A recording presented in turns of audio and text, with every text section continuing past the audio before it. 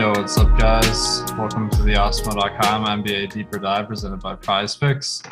Got a 11-game NBA DFS slate tonight, so it's going to be even more important to stay tuned to the latest news, and we're here to do that. I got Ship My Money DFS, aka Adam Scherer, helping us break things down. Adam, how you doing? Doing pretty well. A lot of games to talk about, a lot of moving parts, a lot of still questionable players. So should be a good show. Should have a lot of stuff to talk about today. Definitely, yeah. I'm looking at this one. I feel like this could be a late swap slate, where you don't really know who you're gonna have in your lineup until the last game's lock. What are you thinking? Yeah, I mean, right now we have a 10 o'clock game where literally like every player on the team is questionable with Utah. We have an 8 o'clock game where Milwaukee is losing guys by the hour. We don't know who's playing for Atlanta, who's also a 10 o'clock game. So yeah, I'm right there with you. Nice. So should be a fun one. If you are a DFS masochist like us. Before we get going here, guys, if you could hit the like button and subscribe, that'll make sure you get up to date with all our latest shows, cover all the DFS sports, NFL, NBA, NHL, you name it. PGA is back this week. And make sure to check out Awesemo.com. We got free premium tools of the day if you're not already a member, the NBA player rankings and PGA golfer rankings. So first game we got here, Philadelphia at Orlando. For Philadelphia, they're missing their point guards, Tyrese Maxey and Shake Milton. So a little bit of a different look. Shake played the last game. He's out this game, but Seth Curry got the start at point guard last time. But besides that, the regulars. So I think everyone saw freaking Korkmaz have a huge game last day, or last game that the Sixers played in. It looks like the wing depth is a little bit lower with Seth Curry starting at point guard. How are you handling Korkmaz tonight? Yeah, I mean, I think so. Like clearly, he's riskier when he's 4,700 than he was when he was 33 or 3,400 in the sense that you need more points from him. But I think the playing time tonight's more secure. Like I had some concerns about him last game, where we've seen plenty of games where Korkmaz starts and then for one reason or another doesn't play that many minutes. He loses minutes to some other guys. You're kind of losing those options now. You don't have Shake Milton that could potentially steal minutes. You don't have Matisse Thybulle who could steal minutes, and he wasn't in last game either. But it's at the point now where unless you're worried about Isaiah Joe playing a ton of minutes off the bench or Danny Green playing way more minutes than anybody expects, the only real threat to Korkmaz's minutes, I think, is Niang. And even so, like even if you give Korkmaz 34 minutes or something, you can still pretty easily expect Niang to play around 24. So I just think that there's so many minutes available. It's outside of like foul trouble or just an insanely bad game. It's hard to see Korkmaz not getting enough minutes to look like a good option. Yeah, definitely. I think he's pretty interesting. And then Seth Curry at point guard, like maybe you see some more assists and whatnot, but I know Embiid had a huge game last time as well, partly due to a matchup with Daniel Tice. So that was a little bit wild, but anyone else on the Sixers you're looking to target tonight? Yeah, I think that pretty much all of the starters, with pretty, kind of the exception of Danny Green, look decent. I don't know that I would call them priorities in the context of this entire slate, especially, as the day has gone on, we've been losing players that have opened up more value, but it's still a really good spot for Embiid. Center is a very, very good position tonight. But Embiid is in another really good spot. Embiid sees a little bit of an uptick in assist percentage. So does Harris. So does Curry when you take Milton and Maxey off the floor. And I think that makes sense that no one of them really takes over the assists, but you just see a little bump for all three of those guys. Harris at 8K, Curry at 5,800. No issues with those guys either, but certainly more, secondary, relatively low owned options. Nice. On the Orlando side, Cole Anthony is questionable, but he participated in shoot around, so there's reason to believe he plays tonight. Wendell Carter is questionable, so this being a 7 p.m. game, we don't have to worry too much about it. But what are you expecting out of the Magic tonight? I'm expecting Anthony to play for now, just because he went through shoot around, and then I think you said Carter's questionable as well. If they're all in, I don't see a whole lot here, especially with how many games there are tonight.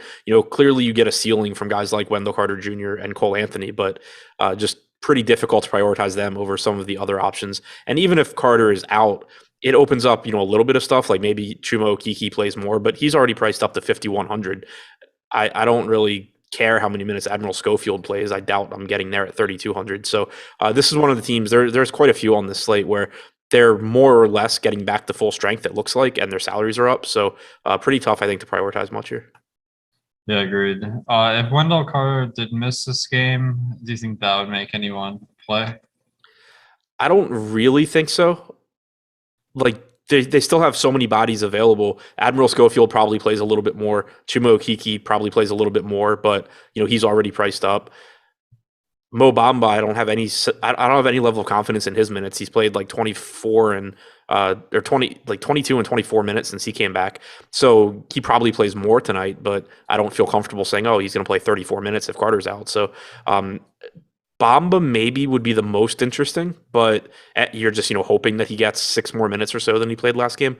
But even that, I mean, you have so many good center plays in that price range that it's still pretty risky. Agreed. Yeah. One note with Bamba was that was a back-to-back he came back on, I think. So usually on the second end of the back-to-back, like guys returning from injury don't really get a big minutes boost, but he did play more minutes. So he's at 23. Wouldn't be shocking to see him get to 30 tonight, but definitely not like a huge priority on today's slate. All right, let's move on to Houston at Washington. I think this one has one of the guys that everyone's going to want to know your opinion on, Christian Wood. He got suspended after refusing to enter the game in the second half of the last game, or 2 games ago, and Kevin Porter threw something at the coach. So definitely different magnitudes of transgression there. I'm just a little bit worried. Like Christian Wood has an amazing price on DraftKings at 6,200, but I'm thinking how is this change in how the coaches feel about him going to manifest itself into the rotation? So do you have any concerns with Wood? Not too much, assuming he starts. The way I'm kind of viewing it is if he's in the starting lineup, it would just be weird to be like, okay, well, you're starting, but we're still kind of mad at you, so you're only going to play 24 minutes. It would just add a bunch of weirdness to this situation. I could see a situation where they're just like, all right, you're coming off the bench and you're going to earn your way back into the starting lineup, in which case, get off of him in DFS. But as long as he's starting, I'm willing to treat it like he's just going to get his normal rotation because assuming Steven Silas isn't going to just go with some passive aggressive coaching technique, I think as long as he starts, you can treat him like the starter. Yeah, that's a good way to put it. Passive aggressive coaching, that'd be pretty funny to see, but obviously that pisses off players, so they don't usually do stuff like that. So I think it is reasonable to assume Christian Wood is going to get his 32 minutes tonight, and he's somehow got a 6,200 price tag. So I think he's probably one of the top plays at the moment in that mid range. What do you think? Yeah, completely agree. I mean, it's a mispricing if he's going to get his full run. And he's a productive player. He's well over a fantasy point per minute. The matchup's not bad. The game has a high total. The only sort of negative that I would point to is there's a lot of guys at this price point and position that even if they don't project quite as well as Christian Wood, they have the same type of ceiling, and obviously they can't all get a lot of ownership. Wood right now is projected for 27, about 28% on DraftKings, about a 25% chance of being optimal. So I think he's a very good play, but I do think this is one spot where you can just kind of take some lower owned guys in tournaments without sacrificing too much upside. Nice. Now on Kevin Porter, I know our buddy Greg in the next show will probably launch on some diatribe about his thigh issue, but I think there really aren't any other Rockets that are very appealing. But if he did get I feel like he's averaged about 30 minutes. If he somehow got more than that, he might be interesting. But there's not really any reason to expect that. Do you see anything else in the Rockets here? No, it's pretty tough to get to anything else because I'm expecting it to just sort of be a 10-man rotation where probably the minutes leaders are at 32 minutes. And so it's pretty tough to too much outside of a clearly mispriced Christian Wood. Nice. On the Washington side, they do have some guys that are coming back from COVID protocols, but they're out tonight. So same rotation we saw last game. And the one exception is Raul Neto, who's coming back. And this is kind of a spot where I'm kind of curious what you think the starting lineup's going to be. Like, do you think Neto somehow gets to start at point guard, or do you think they start Beal at point guard? So, I think they stick with the same lineup they had last game. I'm not super confident in that, but the reason I'm leaning that way is that Avdia did a really good job as a facilitator in that game, and they were really complimentary of that after the game. He shot really poorly, but made a lot of plays, did a really good job. I think he had like 7 assists or something. And they've had a tendency in the past anyway of wanting to bring Neto off the bench when Dinwiddie's out. Normally it's Aaron Holiday that starts. So the fact that Avdia did such a good job, Beal's been doing a really good job in the last couple of games, makes me think that they just keep Neto in his normal role. nice. Yeah, I think that's reasonable, especially first game back. Thanks, Poppy Rocks, for the super chat. He says Simmons/Curry. I'm thinking that's Simons, unless there's a Simmons you can think of. Simons/Curry or Washington/Kuzma. I don't know if Washington's really a DFS play tonight. What do you think? Yeah, I was going to say Washington's the one that kind of scares me off there because I really like Simons. I think Curry is fine. I really like Kuzma, but I have trouble getting to Washington here. Okay, cool. Yeah, I think Kuzma's pretty interesting. He's been really having a good season so far. And in the last few games, he's been getting ridiculous minutes. He played 41 and 40 minutes in the last 2 games.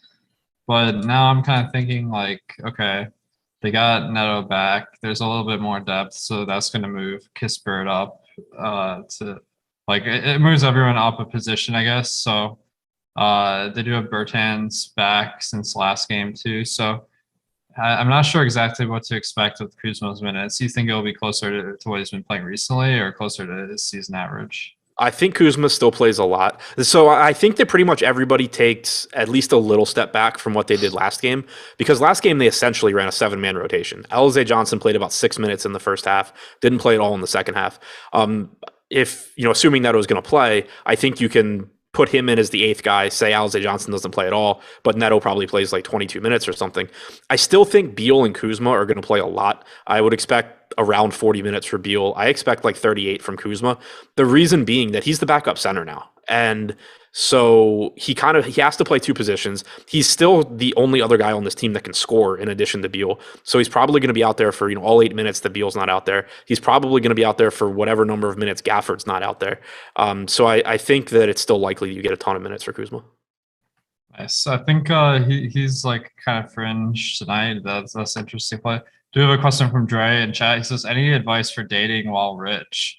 I'd say you show them your NFTs. So there's nothing that some potential partner likes better than seeing some top shots. So okay, so Gafford is standing out as a really good value. He's been playing erratic minutes, but in the last game he played like 35 minutes. So I'm a little bit wondering what your take on 2 games ago where he only played 20 minutes, because it didn't seem like he was completely limited by fouls. I just have no idea what happened there. Yeah, it was just a weird game, weird rotation. They closed with Anthony Gill over him. I at the time kind of just chalked it up to they were happy with the way Gill was playing. They wanted him in the closing lineup. Then he went into health and safety protocols, so it hasn't really mattered since. I think that with Gafford, you're pretty safe just saying if he's not in foul trouble, that he's going to play at least low 30s, if not more. There is still some foul risk, but he has also been better about not fouling recently. An article actually came out today saying that that's something he was actively working on, like studying Tim Duncan and how to not foul. So good to hear at least. But I think that I think you can be relatively confident you're getting at least 30 to 32 minutes, if not more, as long as he's able to avoid foul trouble. Nice. I think he looks like a nice play then. All right, let's go on to Detroit at Charlotte. Detroit, they got a few guys back last game. They have some more guys coming back, but they're out due to conditioning today, including Isaiah Stewart. But Trey Lyles got the start at center last game, and he played 35 minutes, which, I mean, he's not expensive, 4,700 on DK. He might stand out as the best value on the Pistons. What do you think? Hayes at 3,200. Or Lyles at 47. Lyles at 4,700. Yes, I think Lyles looks like the best value here. He came right back and played 34 minutes last game. That was one of the spots that I thought was really interesting to pay attention to, because before he went into, I don't remember if it was injury or COVID, but before he missed games, he had taken over the starting spot with Stewart out and was playing a lot of minutes. And then Garza started playing a lot of minutes. So I didn't know if you would sort of see like a 24-24 split or what they would do. But the fact that he just came back and immediately went to playing 34 minutes. He also played a little bit alongside Garza. It's a good spot. He's power forward eligible. I think he looks like one of the best values. Nice. Yeah, I think that dual possession eligibility really helps, because center is going to be a high demand position tonight. So I think Lyles is a guy you can pencil in some lineups for sure. All right, and then the rest of the team, I think Diallo and Bay are a little bit overpriced as they start to play less minutes with the team getting healthy. You mentioned Hayes at 3,200. He got 24 minutes last game but didn't close. But he's such a low per minute guy that it's hard to get excited about him. Are you gonna have any shares? Most likely. I definitely wouldn't use the word excited, but I just like the closing minutes can be there. They closed with Justin Robinson over him. There's no reason that Justin Robinson has to be in the closing lineup if Hayes is playing well. And at only 3,200 in a really good matchup against Charlotte, and most importantly, very little ownership. I do have some interest there, but yeah, not any sort of a priority, I don't think. Adam, I forgot, man. Happy birthday! Oh, we got Nathan in chat saying let's get some birthday likes for Ship My Money here. So you got anything special planned? No, I mean, I assume I'm going to be around late swapping all night tonight, but going home this weekend to see my family, going home the next weekend to see my friends. So nothing tonight, though. Nice, man. Yeah, it's tough to get in too much while playing an NBA DFS slate. That's true. Yeah. All right, on the Charlotte side of this, PJ Washington is questionable tonight. Besides that, it's the same guys that have been in. So LaMelo, he's been seeing less minutes in the past couple of weeks, and it's coincided with Ish Smith being in the rotation. And then I guess everyone else seems fairly priced except Miles Bridges at 7,100, maybe a little bit of a value. What do you think about the Hornets tonight? Yeah, Bridges, I think, is the one that stands out the most. I wouldn't expect him to play 42 minutes again, especially with PJ Washington back, but he's averaged about 35 and a half minutes per game with LaMelo Ball in this year. He's around a fantasy point per minute guy. He's in a good matchup against Detroit. Still looks really good. Had obviously a monster game last time out, and then the price tag went down. So always interesting when that happens, but he's kind of the only guy getting ownership here, and I think that he looks the best. But I also don't really have an issue getting to some LaMelo at 9,600. You mentioned the playing time's been down a little bit, but even if he gets around 32 minutes here, he still can just light up Detroit. Like, there's no real question about that. So as long as he's not getting much ownership, I like the upside he offers. Same can be said for Rozier and Hayward, but Bridges is the only thing that I would say comes anywhere close to being a priority. One thing that was really weird is Kelly Oubre only played 12 minutes last game. Obviously not a DFS play tonight, but what the heck happened there? Do you have any idea? I have no idea. Even looking at the rotations, he didn't have a bad first stint. I think he scored 7 points in 6 minutes, 7 points in 7 minutes, and then didn't come back. I don't know what the deal was, but I'm assuming that was just kind of a fluke and that he's going to get back to playing low to mid 20s. I don't have any interest for DFS purposes, but I'm assuming that he's not just getting kicked out of the rotation. Yeah, that was nowhere. So that was really weird with Oubre. All right, guys. We have some special deals going on for the New Year's. Every once in a while, we run deals that are just really killer, and I think this is one of them. It's a $20 all-access pass to Awesemo Plus for 22 days using the promo code 2022. So if you've been waiting for a good deal to get into Awesemo Plus, this 2022 deal, I think, is about as good as we give, because 22 days of platinum, I think is more than, it'd be $90 about. So $22 is a major discount. Or if you've been a member of Awesemo Plus a while and you want to lock it in, we have the Happy 22 promo, which is $20 off a year, so you can save a couple $100 there. by committing for a year. So this is some really sick promos we're doing, and make sure to go to awesemo.com/promos for more information on those. All right, Brooklyn at Indiana. I think the big news here is Kyrie Irving is in tonight. I don't think that's really going to be impactful for DFS other than maybe reducing the value a little bit of Harden and Durant. So that's kind of making me a little bit tepid on the whole team, to be honest. But do you see any value on Brooklyn? Not really. It makes me pretty lukewarm here too. I do think like the only case I guess I could make is that anytime you're getting 5% ownership on someone like Harden, 2% on somebody like Durant, even 1% on somebody like Irving, and there is this much uncertainty, like we don't know how much Irving's going to play. We got a quote from Steve Nash that he's not sure if he's going to come off the bench or start, but he thinks he can play a lot of minutes, but probably not 38 minutes. I don't know what that means. I'm assuming he plays like low to mid 30s. He's been conditioning, so I think he should be okay for decent run. I expect him to have a negative impact on Harden and Durant. But even going back to last year, we only have an 8-game sample size of these three guys playing together. James Harden had a 20% usage rate over those 8 games, but I don't think you can realistically expect it to be that low going forward. So there's just a ton of uncertainty here where we don't know how it's going to look. We don't really know how they're going to mesh together. And the fact that there is that uncertainty still makes them somewhat appealing at very low ownership, just because, it's not like it would actually surprise anybody if one of, Harden or, Durant, two of the best players in the league, the two best DFS guys in the league, just one of them has a big game. So the low ownership is kind of appealing, but from a medium projection standpoint, from like a confidence standpoint, I expect it to not be a super appealing situation. Agreed. Yeah, especially on an 11-game slate.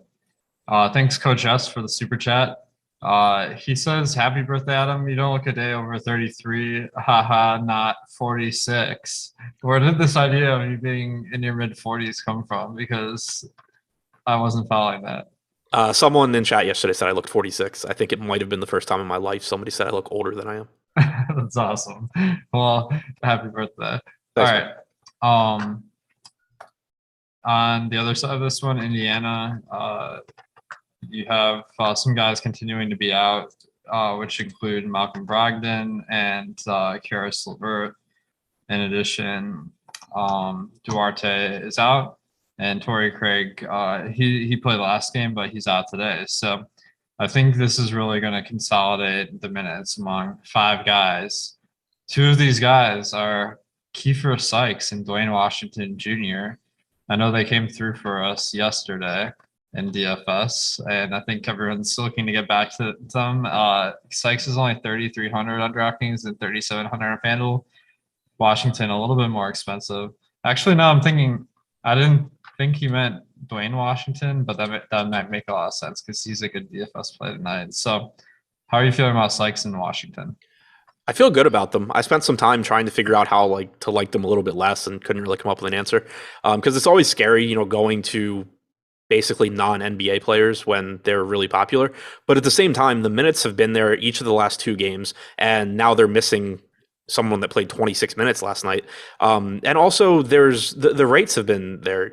Sykes has about a 20% usage rate through these 2 games, which is a little bit surprising given what he had done in a limited sample this year. But he's also second on the team in potential assists. So at the very least, you can expect the peripherals to be there. And then Dwayne Washington has like a 25 or 26% usage rate. Not much in the way of peripherals, but big minutes plus at least, dominating in one stat category for these guys. And then also, Craig being out, when you kind of try and look, because like one thing I try and pay attention to is, okay, they played pretty well in these last 2 games. How long is the leash on these guys? What happens if they play poorly? But when you start looking at the alternatives for Indiana, like what are they going to do? They, play Justin Anderson, play Lance Stevenson a ton of minutes. I guess they could, but I can't imagine that's at the top of their list of things to do. So it seems like they should be locked into big minutes, and they've been productive enough, and most importantly, their salaries are going the wrong direction. Nice. Yeah, that was funny that their salaries decreased today. And at this point, we have about 100 minutes on Washington and a little bit shy of that on Sykes. I think that's enough minutes to start to have a good idea on some of the percentages, like the usage and assists, and rebounding, like the main stat categories. So we have a great idea of how they're going to perform. They've all played with Sabonis and Turner so far, so I think you can feel pretty confident as them as punts. Now, I think Sabonis and Turner also are pretty interesting. Sabonis has been playing monster minutes recently. He's gotten around 40 in the last 3. And then Turner also could stand to see a bump in minutes a little bit because of the lack of front court depth for the Pacers. So how are you feeling about Sabonis and Turner? I feel pretty good. I mean, Turner's tough to get to because on DraftKings at least, because he is a center. He's a little bit more expensive than that whole Wood, Gafford, Pirtle. I think I'm forgetting somebody else, Nurkic range. But I do expect him to play a lot of minutes. He dealt with some foul trouble in the third quarter yesterday. Still got to like 33 minutes. He played 37 the game before that. So I think it's likely you get mid-30s in minutes. Certainly a reasonable tournament option. FanDuel, you can roster him at power forward, so it looks like an even better play there. Sabonis, I have no issue going back to him. He's tough for me to feel really confident in what to expect because last year, if you got a game without Brogdon and LeVert, you could expect Sabonis to just do a lot of everything.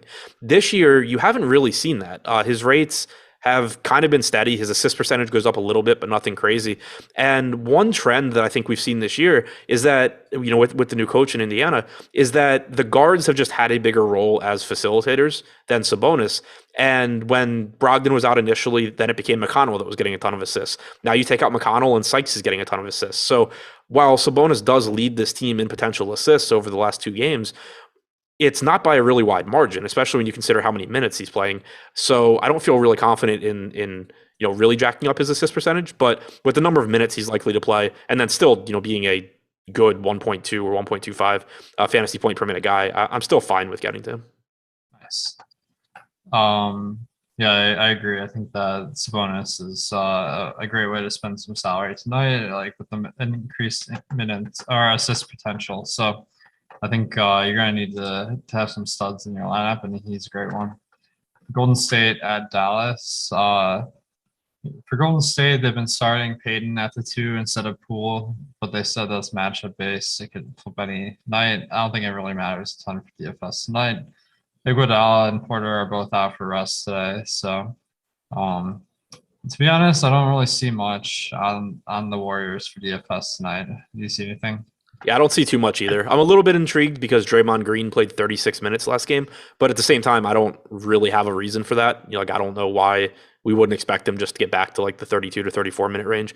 So at 7,200, if you're playing tournaments, I think you can take some shots there and just hope to get those extra minutes again. But I'm not overly confident that they'll be there. I don't think that Porter and Iggy being out is necessarily a reason that it would happen, just because Kerr's tendency this year has been to just take the next guy off the bench and throw minutes to him as opposed to playing the starters more. So Green, I think, is kind of interesting.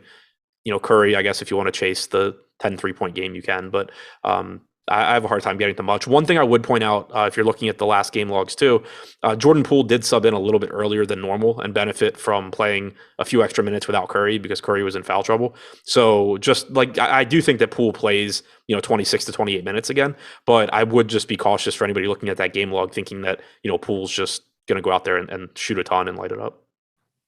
Yeah, definitely. All right, on the Dallas side, Luka, obviously always a play. But the main guy that stood out to me was Maxi Kleber. He got the start last game with Porzingis out. Porzingis is out again tonight, and he saw 30 minutes, but didn't close that one. So minutes potential seems huge. He's only 3,800, but I mean, this isn't a high per minute guy either. So how do you feel about Kleber tonight? I like him at his current ownership. Right now, we have him projected to be in the optimal about 11% of the time at 8% ownership.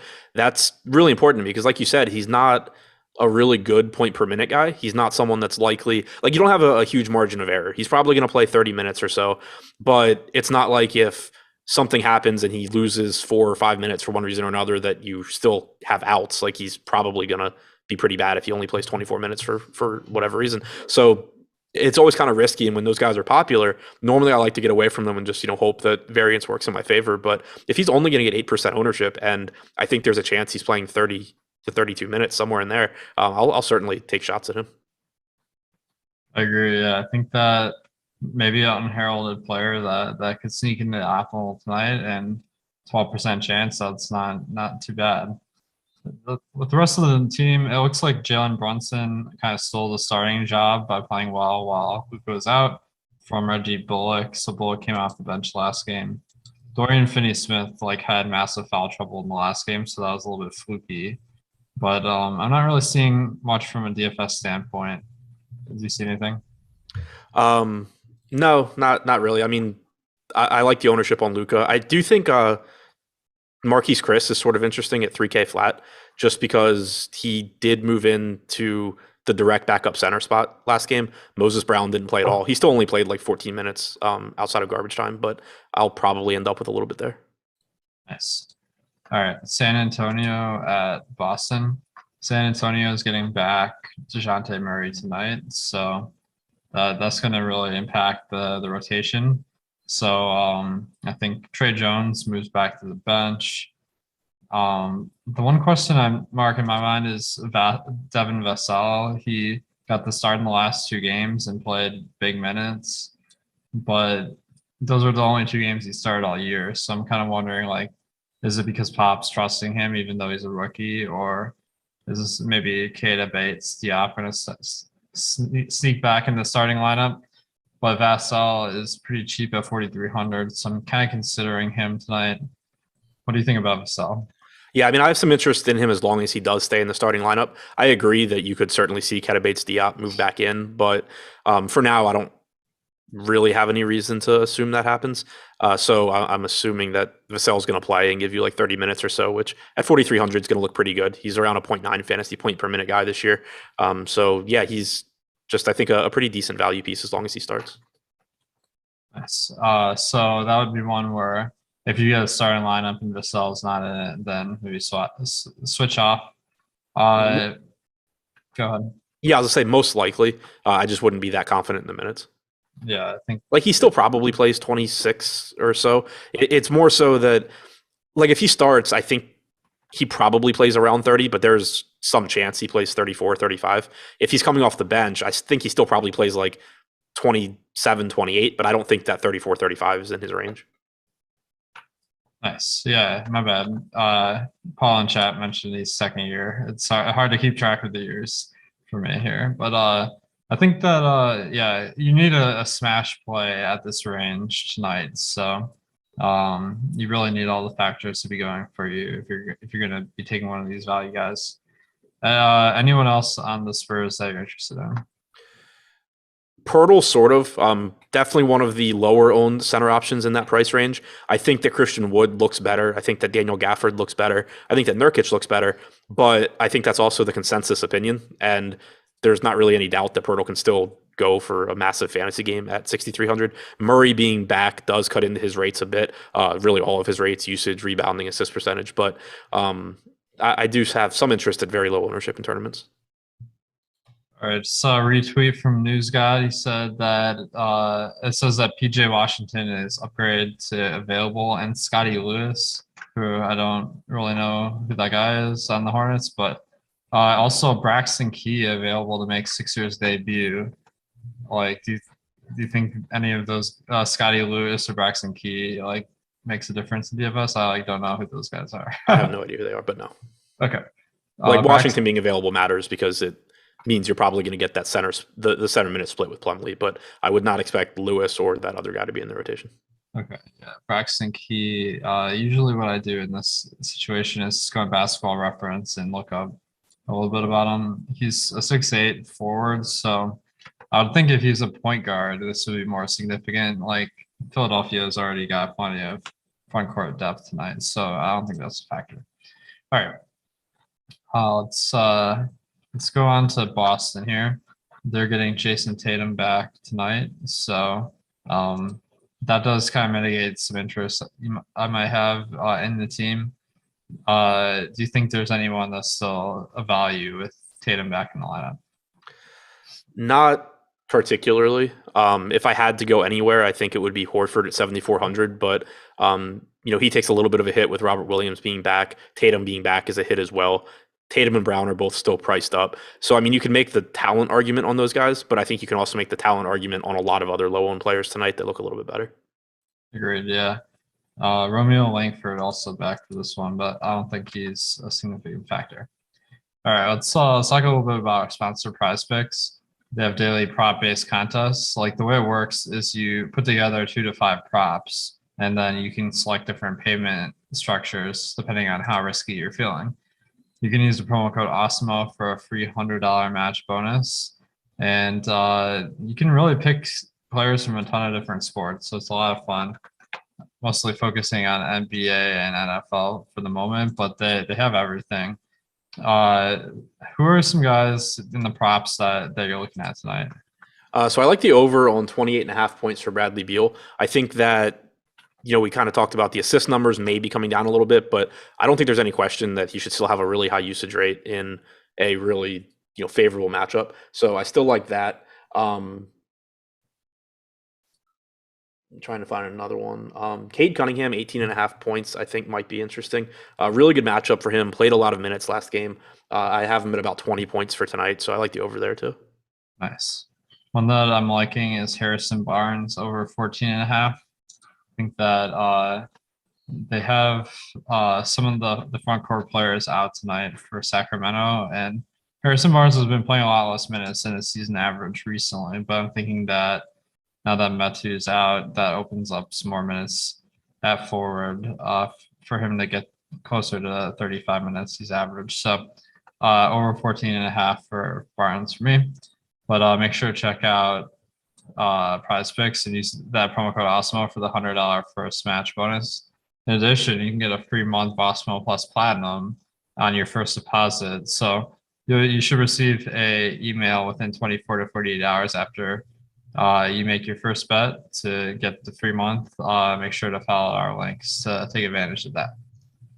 All right, Toronto at Milwaukee. On the Toronto side, it looks like there's not a whole lot of news to report, but pretty much only the starters are plays usually. But I'm not seeing a ton of value tonight since no one is out. What are you seeing on the Raptors tonight? Yeah, I don't think there's too much value here either. But the one thing I would still point out is Fred VanVleet at 9,500. Clearly, you don't expect him to shoot like he did last night and score like 53 fantasy points in 32 minutes. But if this game's competitive, he's likely to give you 38 to 40 minutes. He just plays so much that even at 9,500, as long as the ownership is low, which we have it projected at like 2 or 3%, I am interested there just based on the playing time. And also, there's not a ton of really good like guard options in this range. It's kind of a dead range. Like you have SGA that looks fine. You have Irving with his question marks. So you have DeJounte Murray with his question mark. So I think that VanVleet's sort of interesting at really low ownership. Nice. The other side of this game certainly really appealing. Giannis is out tonight, as well as George Hill, Grayson Allen, and Dante DiVincenzo continues to be out. So I think the guys that are really going to benefit are Drew Holiday and Chris Middleton, who are going to be main ball handlers with Giannis out. They both look like positive values that are at a higher price point, so those are really valuable tonight. The one concern with Middleton is he hasn't really been getting the minutes recently. I guess he played 27 in his last game, but still Middleton, I think that maybe contributes to a low price tag. So how are you feeling about Holiday and Middleton tonight? Yeah, I think they both look good. Middleton had, like a weird rotation last game. Like you said, only played 28 minutes. But both guys are around 1.3 DraftKings points per minute this year in the games that they've played without Giannis and with each other active. So I think that, like you said, Middleton's salary is a little bit lower. Holiday has, like over that sample, they've been about the same, but it kind of seems like Holiday's been a little bit more trustworthy this year. But either way, I think that both of them just stand out as very good values. Nice. And then with the rest of the team, Portis hasn't been getting like as many minutes recently as he had been, but it's a little bit tough to like figure out the rotation because so many guys are moving in and out. One guy that I'm kind of waiting on is Paolo Neto limited to 30 minutes off the bench today. That's very useful. Like, do you think there's any chance he plays 30 minutes? Because that'd be huge. I don't think so. No, yeah, I don't think so either. I was thinking more low 20s. Yeah, so was I. Okay. So on the Bucks, Wara, he's been out recently, but they have DiVincenzo out, Giannis is out, so it's really tough to figure out the starters here. You want to take a stab at it? Yeah, I mean it's tough too because Wara is still questionable. But if we assume that the questionable guys, so Thanasis, Wara, and Ojale are available, I would guess that the starting lineup is Holiday, Middleton, Wara, uh, anybody, and Portis. Thanasis maybe, and Portis. Yeah, that's kind of what I was looking at, Thanasis, and then Mamukashvili has started a few, but um, yeah, I think War is somewhat appealing, and maybe the questionable tag scares people off. Do you have any interest? Yeah, if he's starting, I'm interested in Mora for sure. He's 4,700. He's not going to dominate usage when he's still playing alongside Holiday and Middleton and Portis, but I would expect him to get a lot of minutes if he's able to go and still be, a relatively high usage guy. So 4,700, he would be in that like Korkmaz category where you could, see him fail, but I would feel pretty good about going to him. Nice. All right. So let's move on to the next game. OKC at Minnesota. But one last question: if War is out, and then like, would you, if it was say like Rodney Hood starting, would you like have any interest in that, or like the other guys that could start like Wesley Matthews? It just seems like they're pretty much low per minute guys. Yeah, it's really tough because like on the one hand, if War is out, they're really shorthanded, so you would probably get a lot of minutes. But Wesley Matthews doesn't really do anything. Hood doesn't really do anything. Semi doesn't really do anything. Javonte Smart doesn't really do anything. So yeah, it would be tough on a slate this big, I think, to really get to them. Yeah. All right. Let's move to the next game. It's OKC at Minnesota. OKC. Giddy came back last game. Shea Gilgeous-Alexander is back this game. So and Darius Bazley is back. Jeremiah Robinson Earl is back. So they're getting a lot of guys back, and there aren't really very many guys out. So that's kind of maybe a reason to stay away from the Thunder tonight. But is there anyone you're targeting? I think in tournaments as a contrarian option, SGA is kind of appealing. I mentioned him actually on both DraftKings and FanDuel in my tournament plays videos earlier. Not that I think he's a really high probability play, just that he's not getting any ownership and he's kind of at a price point that I think could be kind of useful from an upside standpoint. He's someone that we know is still going to produce at a high rate even when the team is fully healthy. 1.12 DraftKings points per minute this year, 28% usage rate, 27% assist percentage in the games that he's played with Josh Giddey. So still mildly interested there, but more so as just a high upside contrarian play than a priority. Agreed. Yeah, Shea always could break a slate. Maybe you want to have one or two of the guys that are a little bit negative values that have that upside. So it's certainly reasonable. On the Minnesota side, D'Angelo Russell is questionable, but I think him and Towns both participate in shoot arounds, so we should assume that they're playing. The one thing I'm thinking here is a few games ago when Naz Reid came back from the COVID list, as well as Patrick Beverly, like they really limited their minutes. So I'm kind of wondering. I'm kind of staying away from Russell and Towns tonight because I feel like there's a good chance they don't play for full minutes. What do you think? I think they're actually a little bit more analogous to Anthony Edwards when he came back. He played 31 and a half minutes, lost like 4.5 to garbage time. The reason I say that, though, is Naz Reid went straight from missing games to clearing protocols and coming back, and they kind of like eased him in. They kept Edwards out for conditioning. They kept Russell and Towns out for conditioning. And that kind of has seemed like the trend this year for a lot of teams where like if guys just come right back, they're a little bit more limited. But if they keep them out, like if they're listed as, questionable for conditioning and then they miss a game or two, it kind of seems like they play a lot when they come back. And that's what they did with Edwards. So I'm not saying that I think you're just getting, a 38-minute Karl-Anthony Towns game right out of the gate, but I am a little bit more bullish on his playing time and the same for Russell. Nice. Yeah, that's a good thing. A good point. Where like they have been held out to get back in game shape.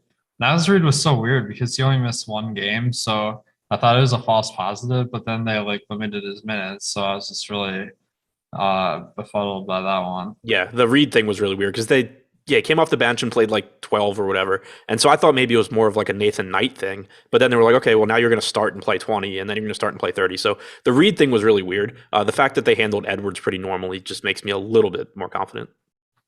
Just got the bombshell we've been waiting for. Isaiah Roby out. Yeah, huge news.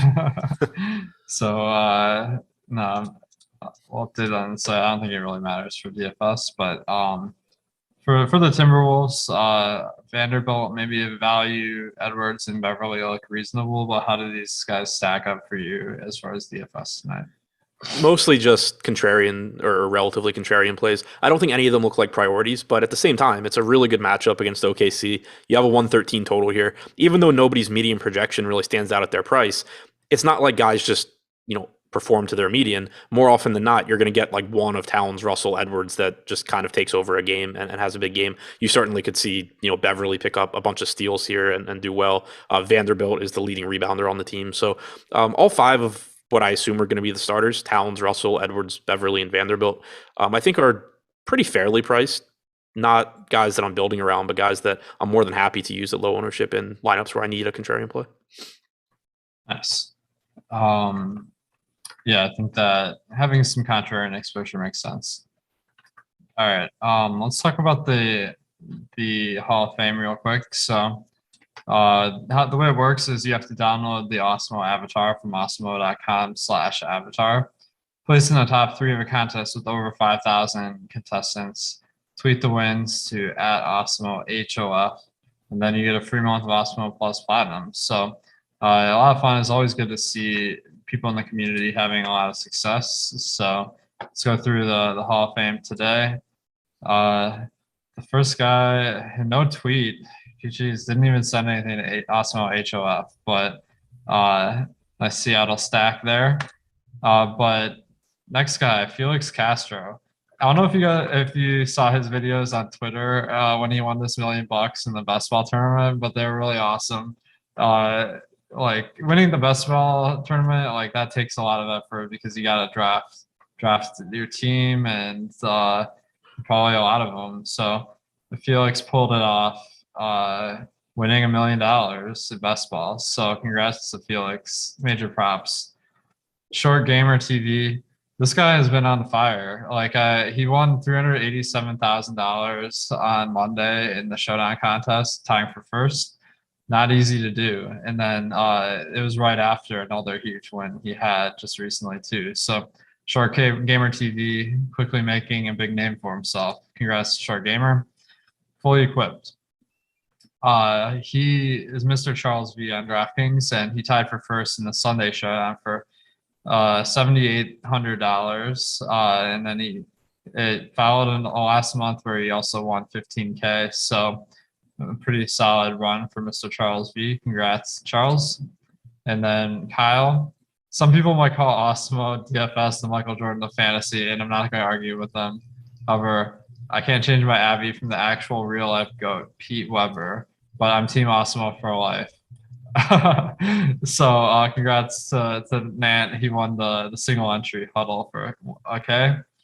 And then Dave DeRemer. He's always tweeting us what's the parlay win. It seems like it's every single night. He's been killing in these parlays.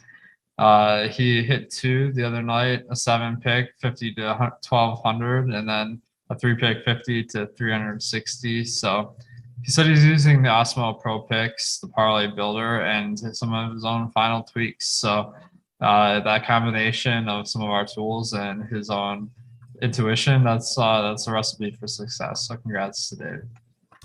All right. Let's talk about these last 3 games. These are all 10 p.m. locks. So I think this is going to be really significant for the late swapping, particularly this first team, Utah. What are the injury situations looking for Utah? They have a bunch of questionable players. Hassan Whiteside is questionable, but attempted to shoot around. Rudy Gobert is questionable, missed shoot around. So I think I saw that it was due to illness, which kind of puts another wrench in it because when guys miss shoot around due to illness, it's kind of hard to like read into that compared to some sort of like injury. So I think I'm leaning towards Gobert being out, but I don't feel a ton of confidence in that. But if he is out, then Whiteside seems like he'd be a smash play. How are you handling this one? Yeah, I have the same read, and it's a left shoulder injury plus illness. So it kind of feels like there's two things working against him too, and the fact that he missed shoot around. And then on the other side, Whiteside's been out with a concussion. He attended shoot around. I'm not well versed in how concussion protocols work, but I imagine if you're still concussed, you also don't go through shoot around, and if you're not concussed, you play tonight. So I am guessing that Whiteside's good to go, but again, purely a guess there. But I'm with you. I'm assuming Whiteside plays. I'm leaning towards Gobert not playing, in which case Whiteside would look fantastic at 3,500. He's one of these backup centers like Andre Drummond when he's really cheap, like JaVale McGee, where they should almost just price them like they're going to start, because anytime the starter gets ruled out, they just become the like easiest play on the slate. Definitely, yeah. So my general plan here is to have a few roster spots taken up by guys in the late game so I can make some swaps if Whiteside starts. But then there's also some other guys questionable, Royce O'Neal and Bojan Bogdanovic, who make up about 60 minutes a night. So that's with Joe Ingles already out. And I think Joe Ingles, he was the first Utah COVID positive. So like maybe other guys could be scratched too if you got it with some other guys. You never know. But I don't even know like how to approach this one because so many guys are questionable. What are you doing? Yeah, I don't really know either. The way I'm thinking about it, so we already talked about the center spot. Assuming we don't get any sort of an update between now and lock, I'm going to assume that it's Whiteside, which means I'm going to be getting a lot of him. But I also know I'm going to be getting a lot of guys from these other 10 o'clock games anyway. We haven't talked about them yet, but there's just a lot of good plays. So I know I'm going to have plenty of room to swap around. Kind of thinking about like who. So we have Mitchell probable. He's 9,400. He looks fine, but you know, he's already kind of priced up. Conley looks fine at 6K. Jordan Clarkson's probable. You potentially could get, a little bit more run from him, like if Bogdanovic is out. Rudy Gay is 3,400. He looks really interesting to me because he kind of has multiple paths to get there. For one, his normal rotation where he plays like 20 minutes at 3,400, he could have a good game. But if Royce O'Neal is out, Rudy Gay should play more. If Bojan Bogdanovic is out, Rudy Gay should play more. And if Rudy Gobert is out, you probably get Rudy Gay playing more. I would assume he's the backup center. So it's kind of just like, I think if anybody on this team gets ruled out, Rudy Gay plays more. Yeah, that definitely would be appealing because it's only 3,400. The guy that has always been a good fantasy contributor. And then, yeah, I think that's a good point. If Bogdanovic missed this game or O'Neal, like you might see Clarkson get in the starting lineup, and then like that could be a lot of minutes. I guess I should back up a minute. With Ingles out, like who do you think that benefits the most? Because him coming off the bench, like maybe you just see Bogdanovic and O'Neal like go for more minutes if they play. Like how are you expecting that to play out? Yeah, I think there's a good chance that you see just a little bit more playing time for Bogdanovic and O'Neal. I think it also, at the very least, I think it solidifies Clarkson so that he gets like 26 minutes or so. I think it also makes the path a little bit easier for him to get, 28 or 29 if he's playing well. But yeah, like I think because basically what we've seen from Utah rotations when everyone is in is that Ingles is getting his, let's call it 24 minutes off the bench. And it's sort of making it so typically Bojan's playing like 29 or 30 minutes. O'Neal's playing 29 or 30 because Rudy Gay needs to get his as well. Taking those Ingles minutes out, I think you just see like a little bit more for O'Neal, a little bit more for Bojan, a little bit more for Clarkson, a little bit more for Gay.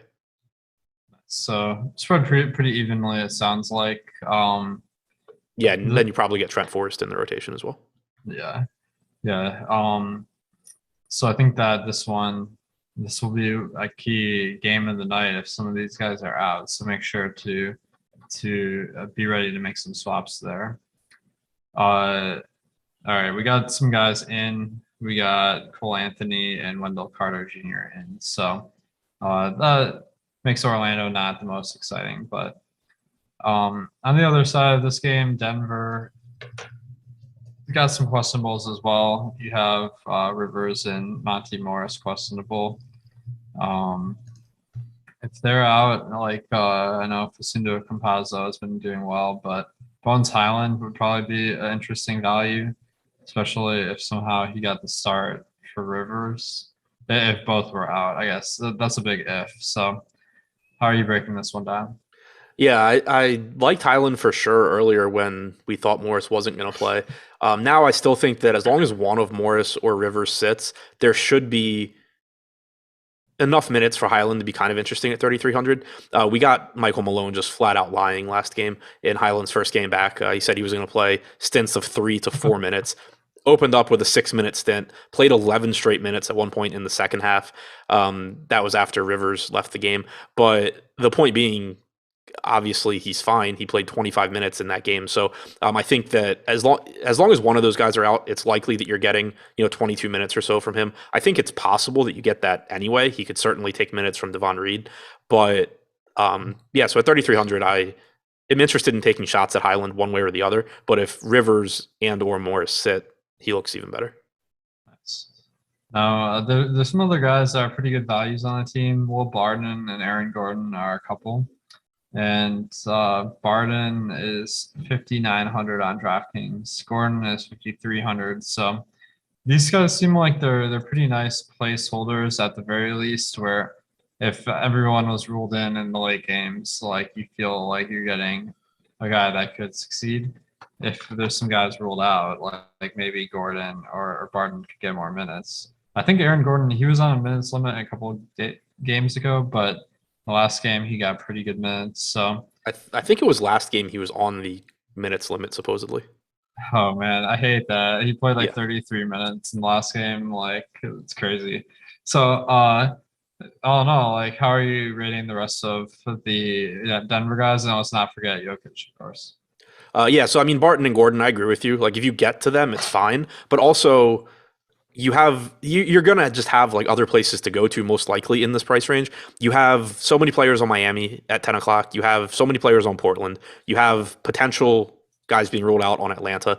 So I think placeholder was the right way to put it. Like I probably get to some Barton and Gordon, but then as we get news later, I'm probably kind of swapping around and getting to better options. But even if those better options don't open up, I'm fine with Barton and Gordon at their respective prices. Jokic is fantastic if you can get there. The only real case against Jokic, it doesn't have anything for me to do with the matchup against Utah. I don't really care about that too much. Jokic is just so good at everything. But you can roster basically two of Nurkic, Wood, Pirtle, Gafford, all of these guys for the same price as Jokic. So it's putting you in a situation where like if he gets 60, 65 DraftKings points, there's a pretty good chance that's just sort of useless by the end of the night. Obviously he's the best per minute guy on the slate, so he can, in theory, do things that nobody else can. But you're definitely going to need like that massive game. This isn't a slate where I think Jokic just being himself really gets you very far.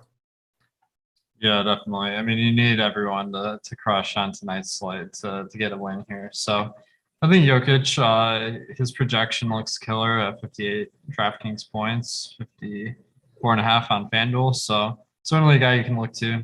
The one caveat is that if you're trying to like play the late swaps in the late games, then I don't know if having Jokic like helps you a ton there.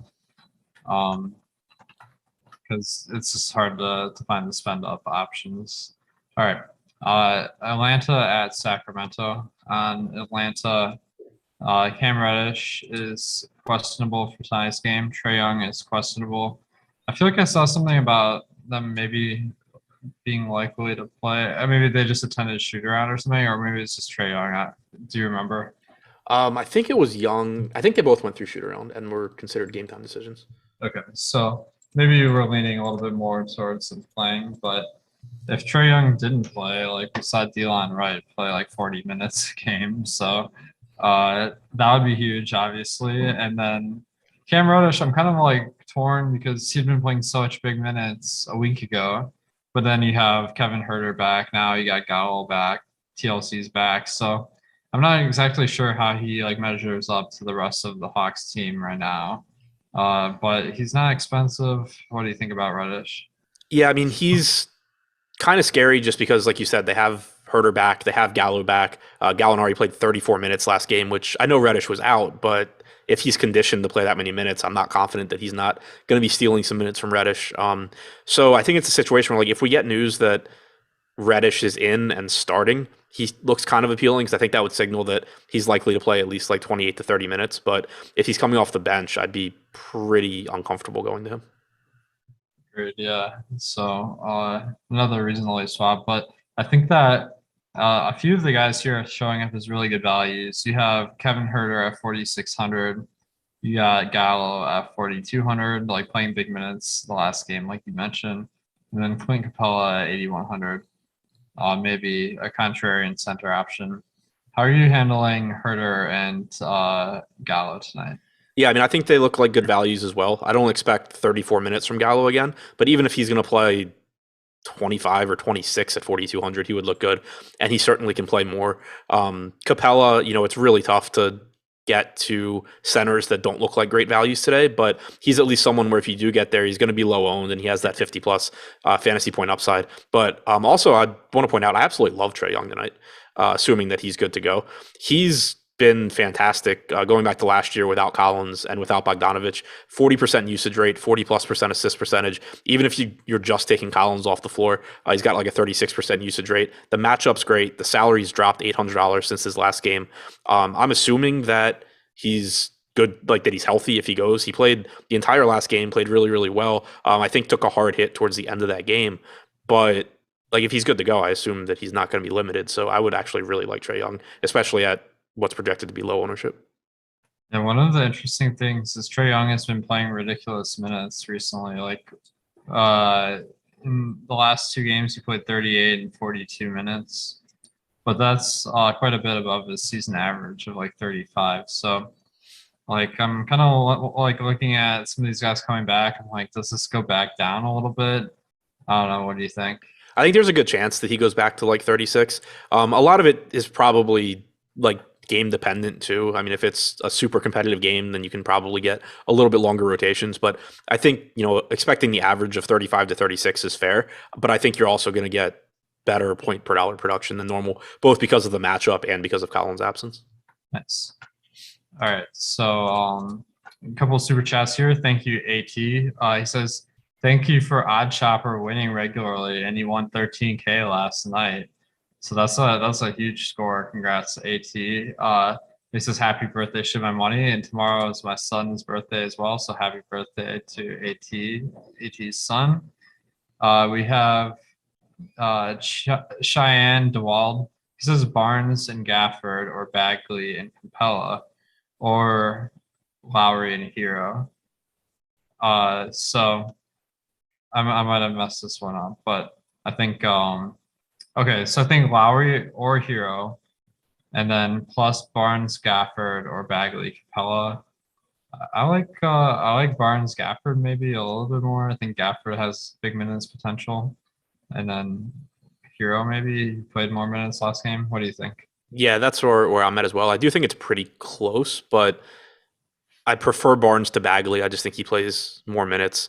Gafford, like Capella projects higher, but Gafford's still got a massive ceiling. And then I think, Hero slightly over Lowry just because I tend to side with the usage. Nice. All right. Thank you, Jake, for the super chat. He says, do you manually set player exposures in FC or using a sorting table after creating lineups? And do you set exposure using a formula, then sort?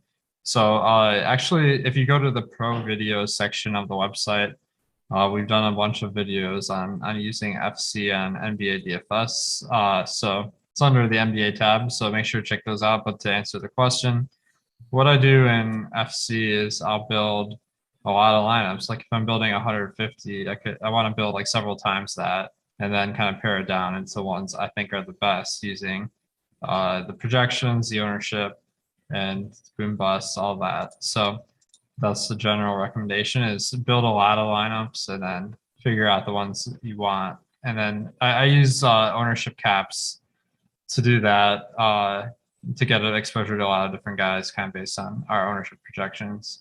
Any thoughts on the exposure caps? More or less the same. Instead of using ownership projections, I use I think optimal percentage, but same idea. Nice. Okay. All right, let's get back to the games here. So we just covered Atlanta. Let's go to Sacramento. Sacramento, Chemezi Metu's out. It's a shame because he just hit that awesome game winner recently, so it's kind of on a roll. Damian Jones actually played a lot of minutes last game, and he seemed like he might be popular tonight somehow. And then Bagley, he's been starting at power forward. Terrence Davis is questionable tonight. He hasn't played in a while, so I'm not exactly sure how that fits into their rotation. What are you seeing on the Kings? So Jones, I think, still looks like a good point per dollar value. The issue I have with him tonight is more so the raw points. Like there's so much value on this slate that just getting somebody to like 6x or 7x or whatever at 4K isn't going to do a whole lot of good for you, most likely, especially when it's taking up a center position. So like there is value there, but I think that, for example, if like Rudy Gobert is out, not only is Hassan Whiteside cheaper, he's just a substantially better per minute guy than Damian Jones. So he's someone that can give you a score that rivals, your 6K guys. Whereas Jones typically isn't going, he doesn't give you that same range of outcomes. So he's a good value, but I just, from a tournament standpoint, don't really know how much I can get to there. I think De'Aaron Fox stands out at 7K. I know he hasn't been great this year, but I don't really know why the salary's gotten as low as it is. Buddy Hield gives you a high ceiling just because when he plays well, he can get up to 30 minutes. Terrence Davis is a bit of the question mark here. He hasn't been playing, and we've seen at times this year that he's barely in the rotation, and then other times we've seen him play, a substantial 16 to 18 minute role. So if he's playing that role, you run the risk of, Barnes being at 30 minutes and Halliburton being at 32 and Hield being at 25. If he's just coming in and playing like one stint, then it doesn't really matter. He can just take Harkless's minutes, from last night. So I'm not overly concerned about if Davis comes back, but if I'm rostering guys from the Kings, I would certainly just feel a little bit better if he's out. Yeah, definitely. So the starting lineup here is going to tell us a lot. So be prepared to make some swaps, particularly if Davis starts. I think he becomes a play, and then I think that would move Damian Jones to the bench. So you'd want to swap off of him. I think it would move Bagley to the bench. Okay. Yeah, so whoever's in it, like we want to be paying attention to that news here. So, I think Fox is a good play. He seems to be priced way too low. So we got some options on the Kings here. Last game of the night, Miami at Portland. On the Miami side, Jimmy Butler is out tonight. They are getting Max Strus back from the COVID list. So I think still Butler being out, that opens a lot of opportunities for some other guys. So Hero actually played monster minutes in the last game. He got 41, and he's a good per minute guy, only 6,900. He seems to be one of the better options today at the mid-range. Is Hero someone you're banking on?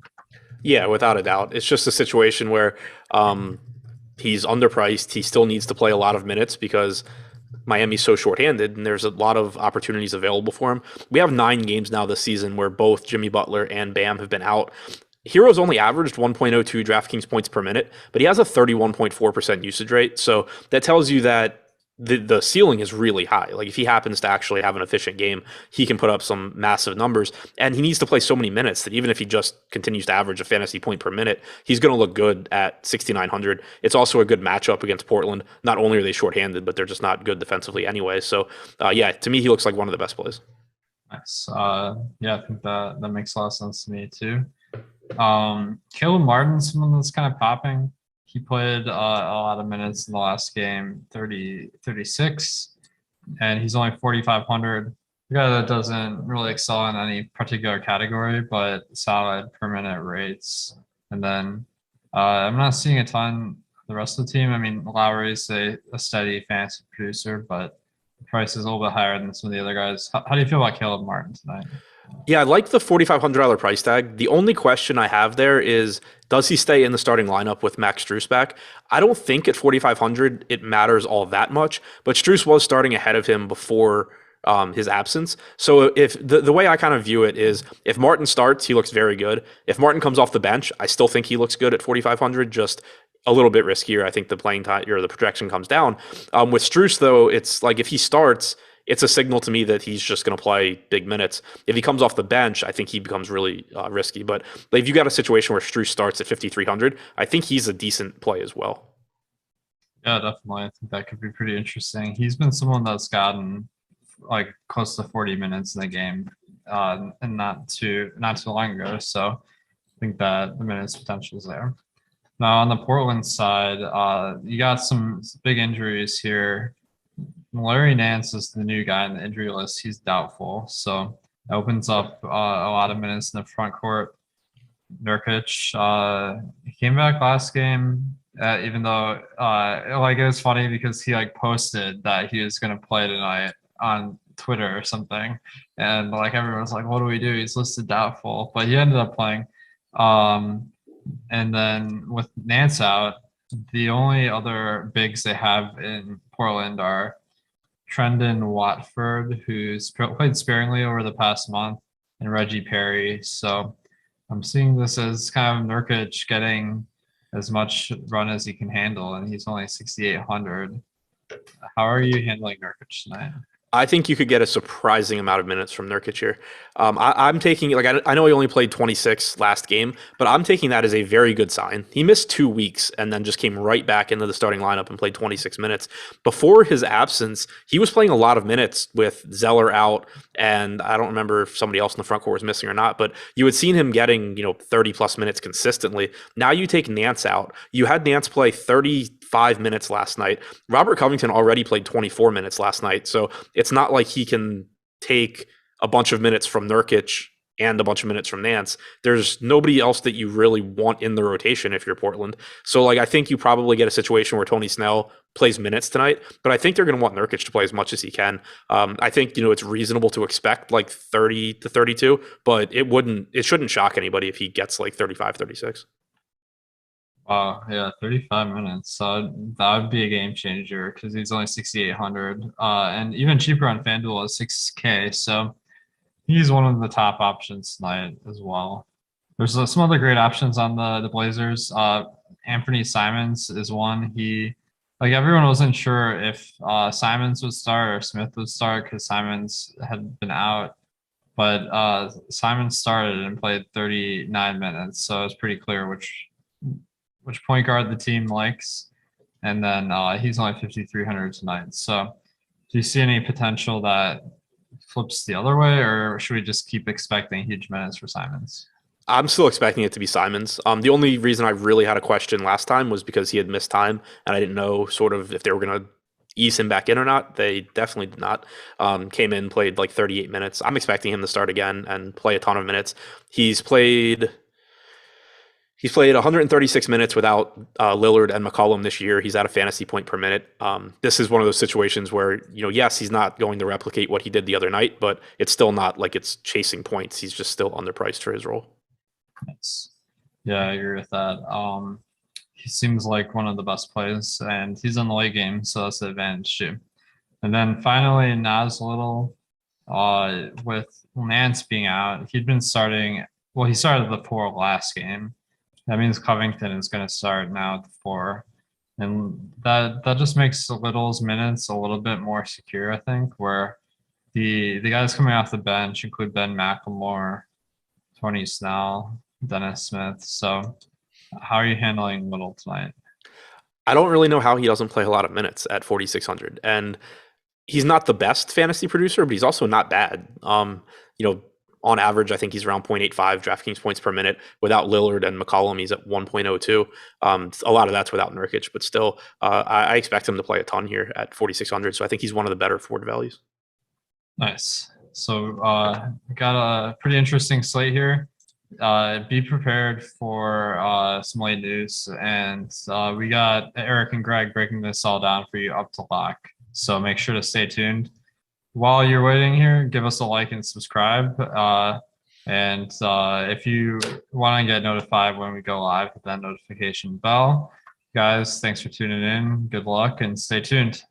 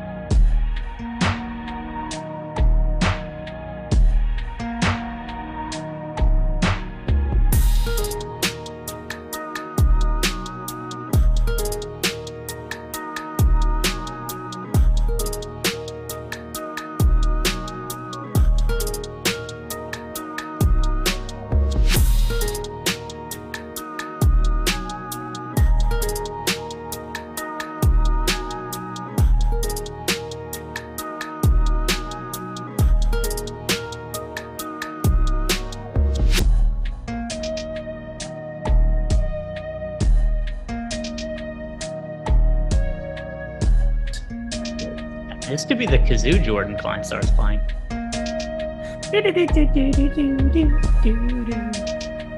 All right, that was the weirdest intro music ever, but what can you do? It's still the same show, NBA Live before lock. Wednesday night, 11 games. We're sponsored by PrizePicks, which means Eric Lindquist and I, not only are we going to be going for the next 60 minutes, but 30 minutes after, we're going to talk about Odd Shopper, PrizePicks, all that stuff, and anything that happens in the last 30 minutes that pertains to DraftKings FanDuel, any kind of late scratches, weird NBA lineups, it always ends up happening. You want to stick around for those 30 minutes to find out if Eric Lindquist will be playing Nas Reed or not for the night. Always crucial information. Do us favors, you guys come in, like the video, subscribe to the YouTube channel.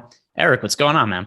What's going on? Yeah, I'm the analyst today. Just a little flip-floppy. I'm enjoying it. Again, got PGA DFS coming up here later in the day, so excited to break that one down. So stick around a little bit for that. I'll be getting done. I'll have half-hour break, eat a bunch of food, get back, and we will be talking Kapalua and the Century Tournament of Champions. I'm stoked to have golf back.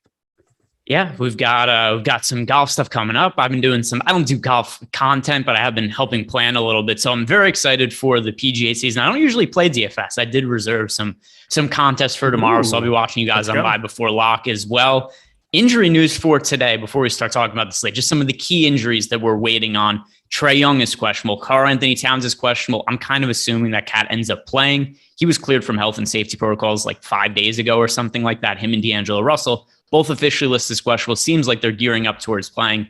Rudy Gobert is questionable. So is Hassan Whiteside. We could see the Jazz extremely shorthanded at the center position going up against Nikola Jokic. Jordan Nwora is questionable. Bogdanovic also questionable from the Jazz. Monty Morris. Lots of moving parts. Eric, of the high-end injuries for the slate, which one do you think is going to impact your lineups the most? Definitely Trae Young. I could be seeing a ton of exposure here to Atlanta Hawks, and my slate really won't be beginning until 10 p.m. Eastern time. I just have so much exposure to this Miami-Portland game from the get-go on pretty much every site, and it will be easy to kind of turn those lineups into pieces of Atlanta, into Utah. You know, last night on the slate starter, I couldn't believe that we brought up Eric Pascal and Udoka Azubuike. Those are two things that we said out loud and we actually meant. But Rudy Gobert, if he ends up out, that's going to be strange. But another guy right behind him, because Hassan Whiteside, I would have a ton of if he goes. If he doesn't, you're looking at a bunch of these 3K guys. You could really be trying to find some crazy value, find some mix and match possibilities there. But with as much Miami and Portland as I'm organically getting, it will be easy, I think, to turn some of those lineups into it. This is definitely a late swap slate for me. One thing that's not being made enough of today, there is a chance that we get Nikola Jokic against the starting Rudy Gay at center. There is a non-zero chance it happens. That is within the realm of possibilities. That's something that would be pretty intriguing to me. We just get a starting lineup. Against a non Rudy Gobert, you mean? I mean Rudy Gay. What did I say? You said Rudy Gobert. Oh, yeah. So Rudy Gay could be starting. Rudy Gay could be starting five. That's a legitimate thing that is in play. I would assume Eric Pascal probably still. I don't know. He was undersized. He played the 5 there for Golden State once upon a time. I don't know what to make of it. I just know he's Donovan Mitchell's best friend, and that's why he's in the NBA period. So that's cool. But otherwise, we're looking at some weird stuff possibly happening out of Utah. We did just get a starting lineup for the Golden State Warriors, and it is Gary Payton II, the mitten, who is starting in place of Otto Porter. So Golden State Warriors, Otto Porter is out. James Wiseman, he's been out. Klay Thompson set to make his return in the near future, not there yet. And Andre Iguodala is out for the second consecutive game. Just quick reaction here with Gary Payton starting. Is he a piece of value that you think makes sense for this slate with Golden State Warriors being shorthanded? No, probably not for me. I mean, I was just looking at his price around 4,700 over on DK. Problem is Jordan Poole's still going to come in and play a boatload of minutes. Like I don't see any kind of an issue trying to maybe take a shot or two there, but Poole's going to come off the bench and play what? Still 29 minutes is what we have him projected for here at Awesemo. I think that sounds about perfect. I don't really know if that's really worth it. I don't think I want to be using up a lineup spot for a 4,700 Gary Payton yet. If you end up flip-flopping some of the minutes there and maybe give him, 30 minutes, maybe he becomes a little bit viable, but against Dallas here, this isn't the most appealing spot. I would much rather just take those lineups and go to the evening window. All right. The news just, as we start, news just kind of trickling in here. Did you see the report? So Kyrie Irving is going to play about 30 minutes today. That's Pretty interesting. I wasn't sure we were going to get minutes wise from Kyrie Irving. 30 is more than I was expecting, though. I was thinking more like 26 to 28. That actually made Kyrie Irving to me a pretty interesting play on a site like Yahoo, where he's only $22. But that aside, 30 minutes for Kyrie Irving. A couple of things here. Number one, does that put Kyrie Irving in play for you at all today? And then also, how does it impact James Harden and Kevin Durant, who we have to figure are going to cede some usage to Kyrie going forward? Yeah, Kyrie was always intriguing. $22 on Yahoo. That was the main spot that I had circled to go fire him up and play him. Not really going to be jumping into the pool here either way on DraftKings or FanDuel. Maybe. Well, you could draw and say that the narrative that Kyrie hasn't played in a while, Harden and Durant, just let him go nuts in the event that they get up early and just let Kyrie Irving try to get acclimated a little bit quicker. But at his current tags around the industry, 8,900 on DraftKings, 8K on FanDuel would be more appealing. I'm just not going to get to him. I think this slate has too many other pieces. I mean, you can get Derek White. They're going to be about the exact same. The De'Aaron Fox is $300 less over on FanDuel.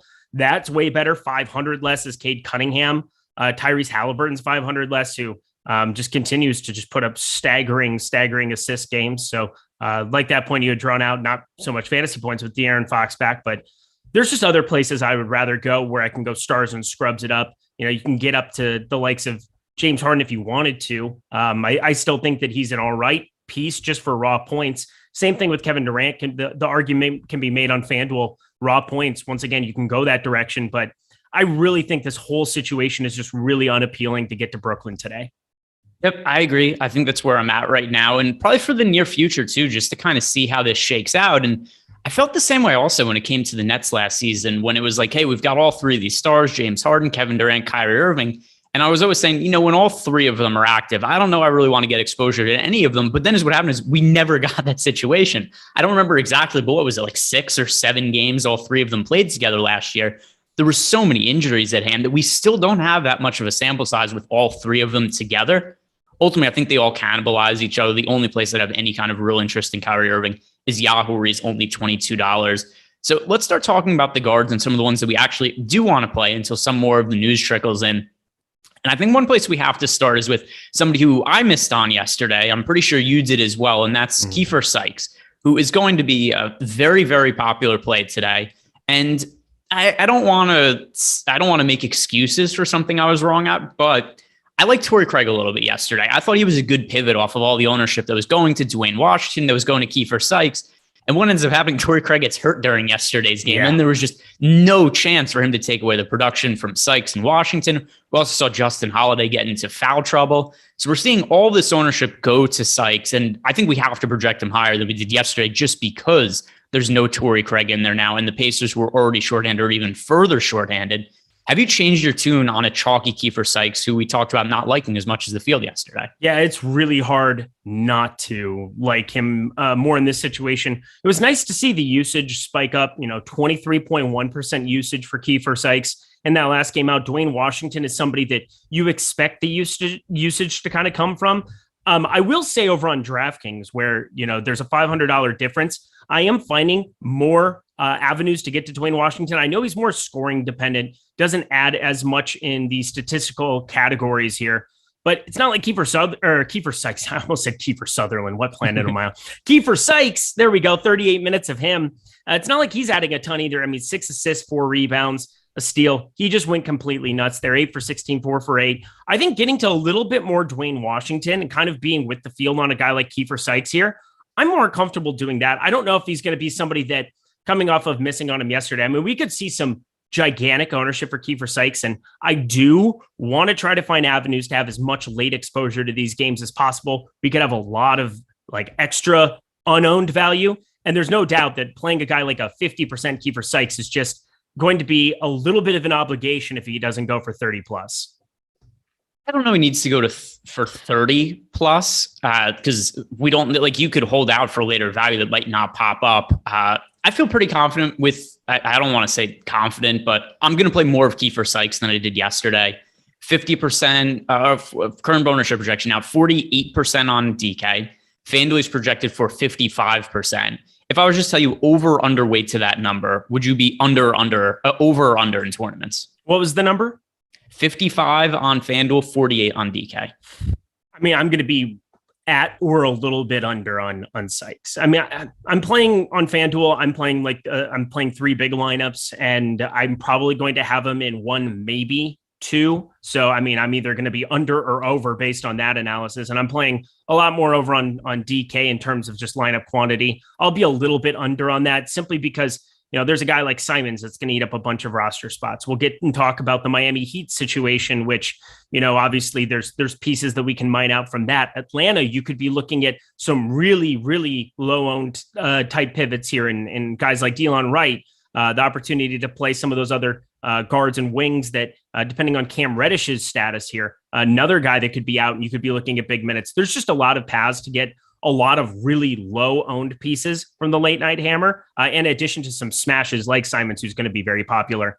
I feel like that's going to be a better route. I don't want to be going way over the field on those guys. It seems like time and time again, and whether it's just, me looking at Eddie Ly's lineups, who is one of the guys behind the scenes who just smashes on a day-to-day basis, seems like late stacking your lineups is just routinely working out. And I love that strategy. I think that you just get some lower owned pieces. Yeah, and I mean, that is another way to look at it because there are so many guys that are listed as questionable. So we might not even know who some of the potential pivots are to Kiefer Sykes.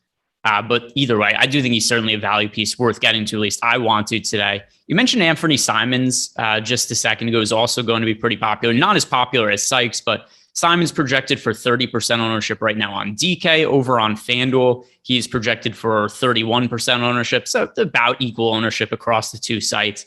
And just look at the current situation with the Portland Trailblazers. No CJ McCollum, no Damian Lillard, Larry Nance Jr. is doubtful, Cody Zeller is out. This is a short-handed team that the Portland Trailblazers are throwing out there. And Simons has shown an absolute willingness to take all the shots in the world when he's been in this situation this year. So we saw it just last game, for instance. Same guys that were out for the team, 30% usage rate. He scores 43 real-life points. A matchup against the Miami Heat typically isn't great, but Jimmy Butler's out for like the 30th time this season. He can't play 2 games in a row. And then we also know Bam Adebayo's out, a whole bunch of pieces out for the Heat. So I think this is an easier matchup than we might initially think on paper. Do you like the Anthony Simons chalk more than the Kiefer Sykes chalk? Big time. And it has more to do just also when you're looking at 5,300, we have them for 37.5 minutes, and not all minutes are created equal. That's pretty obvious. That's why we talk about guys who get large allotment of minutes. We're looking at a 29.8% usage for Anthony Simons this season with no Lillard and no McCollum on the floor. Something that I'm just playing a bunch of are 3 players, Nurkic, Powell, and Simons, all at different positions. And I'm going to mix and match some of those lineups to try to fit into whatever happens here for this late news. But as it stands right now, I don't know how you don't absolutely love getting to Simons. Do I expect him to put up a 60 burger? No, absolutely not. But he's just over a point per minute producer, 1.01 on DraftKings with Lillard and McCollum off the floor. If you're just projecting him at 37, 38 minutes, which is, I think, exactly where we should be looking at coming off of 38 last game, he's going to look phenomenal, right around 35, 36 fantasy points at 5,300. On DK, that's great. 5,500, where he's got point guard and shooting guard eligibility, even better. I find him hard to get away from. Yeah, I have more exposure to Simons right now than pretty much any other player on the slate at guard. Chris Middleton is shooting guard eligibility, so we talk about him in a second. He's actually my most rostered player overall on the slate. Who's your most rostered? Chris Middleton. Okay, yeah, mine too. Yeah, I don't think that's any bit of a hot take. I actually don't understand why he's not. Apparently, chat was going nuts, so now I'm super paranoid listening to you because apparently you did say Rudy Gay, and now I'm a dumbass out of the middle of nowhere for mishearing you, and you maybe said, listen. We knew that was the case. Whatever. There's miscommunication sometimes. It's no big deal. Eric's building his lineups. He's not paying attention. It's fine. It's no big deal. These things happen. But Chris Middleton, he is shooting guard and small forward eligible on both FanDuel and DraftKings. I'm confused by his ownership. Why is he not picking up Kiefer Sykes ownership today? Because we have a reasonably priced Chris Middleton, 7,300 on DraftKings, on FanDuel 7,200. I understand why Drew Holiday isn't picking up that kind of ownership because the price is already there. He's 9,400 on FanDuel. I don't really have a strong desire to play him at that price point. And then over on DK, Drew Holiday is 8,200, which is still playable, but it's not like a super desirable price tag. Chris Middleton, to me, is still somebody I project to score mid-40s fantasy points. There's no Giannis Antetokounmpo today. but the field just isn't getting there at the rate that I think they should be. So I'm way over the field on Chris Middleton. He's in nearly everything I'm doing tonight. Can you talk me off him at all? Absolutely not. There's like not a chance that I'm going to talk you off of it. And here's why. If it goes back to the Robert Williams situation, where if you look at the sample size, not from this season alongside Al Horford, but if you look at Robert Williams in a vacuum, that's what made him such a strong play, 2 weeks back when you had no Al Horford out there. With no Giannis out there, Chris Middleton is unbelievable. Over the course of the last year and a half, 1.35 DraftKings points per minute. That's 0.01 better than Drew Holiday. But the huge difference is the price tag. Plus, on DraftKings, you're getting a shooting guard, small forward eligibility. You can play him in 5 different roster spots. That makes him so versatile. Over on FanDuel, same thing. Shooting guard, small forward. You can play him in a bunch of roster spots. Makes him very easy to fit into lineups. He's 7,200. With that kind of point per minute rate, it is impossible. And I mean, truly impossible for me to not just jam somebody, especially if people want to start playing some superstars and scrubs to get up to the 10K range or whatever, have fun. But passing up on a 7,300 Chris Middleton is passing up on a guy who projects for 40 plus here in this spot. If he plays minutes, 34, 35 minutes in this spot, and he kind of just gets back to that 1.35 DraftKings points per minute rate, it is so hard for me not seeing him succeed in this spot, for sure not killing you. Yeah, and then something else, because people bring up in the chat, Middleton has sucked in games without Giannis this year. Number one, no, that's not really true. Number two, has he had games where he hasn't just totally gone off? Yeah, of course. Giannis has missed a handful of games this year. It's not like he's missed one or two. And I saw somebody mention the game against Toronto. All right, Middleton scored 36.5 DraftKings points in that game. Is that the ultimate ceiling game? No, but if you're complaining because he scored 36.5 fantasy points in a game where he was 6,800, that's not the end of the world. In fact, that's a fine result. If that's what you're expecting out of everybody in that price range, the expectations are a little bit too high. He's my most rostered player today. I find him really difficult to get away from when there's no Giannis on the court. He leads the Bucks in usage this season with no Giannis. His fantasy production, it's 46.5 fantasy points per 36 minutes, something along those lines off the top of my head. I'll pull it up now. Yeah, so a 32.8% usage rate, tops on the team for Milwaukee with no Giannis on the court, 46.73 DraftKings points per 36 minutes. It's hard to not project him well, and he's reasonably priced. Look, And the other thing, too, is Jordan Nwora is questionable. If he's ruled out, then that's more playing time and usage available. I love what I'm seeing in chat right now. Everybody's saying he's trash. Oh, because he hasn't gone off one game, Eric. He hasn't gone off one game. Well, Drew Holiday has definitely taken over a lot of, coming from last year to this year. But Chris Middleton is also literally at like the floor of what we've seen his salary for most of this entire season. There was one hot second where he got down to 7K for a slate. It looks like November 28th. Whoop-de-doo. I don't care. I mean, I understand if you have certain types of apprehension where Chris Middleton hasn't showed it in the box score, but those are the reasons you should be going overweight to him, is he hasn't shown it yet, and it's there. I mean, it's in the data. I mean, I'm looking at it right now. I find him impossible with 1/3 of the field only getting there right now. 2/3 of the field is probably going to be missing out most of the time you play out this slate. So Chris Middleton, I'm with you. 46 is more than acceptable here at 7,300. And I mean, your raw projection of 40.38 over here right now, really hard for me to get away from that. Yeah, I mean, we're on the same page there. By the way, as I was talking about Jordan Nwora potentially not playing, we did get news from the Milwaukee Bucks. Thanasis Antetokounmpo, Jordan Nwora, and Semi Ojeleye, they have all cleared health and safety protocols. They will play today. Of those guys, I know he's not a guard. I have interest in Jordan Nwora. I think there's a decent chance he lands in the starting lineup today. Even if he doesn't, we've seen games where Jordan Nwora has spiked upside where he's played extended minutes. I think he's a pretty decent GPP look in this spot. And also, there's still other guys that are out for the Milwaukee Bucks. It's not Giannis. Mm-hmm. Grayson Allen is out. George Hill is out. Pat Connaughton out. There's minutes to go around on the wing there. Do you think Jordan Nwora is somebody who's going to make it into your GPP lineups? We'll see. I haven't put it in. He was somebody that I already had an eye on. Awesemo's got him in for 28 minutes. That's about perfect. 4,700. He's still sub 5K. The nice thing about Jordan Nwora is, he's going to go out and he's going to chuck.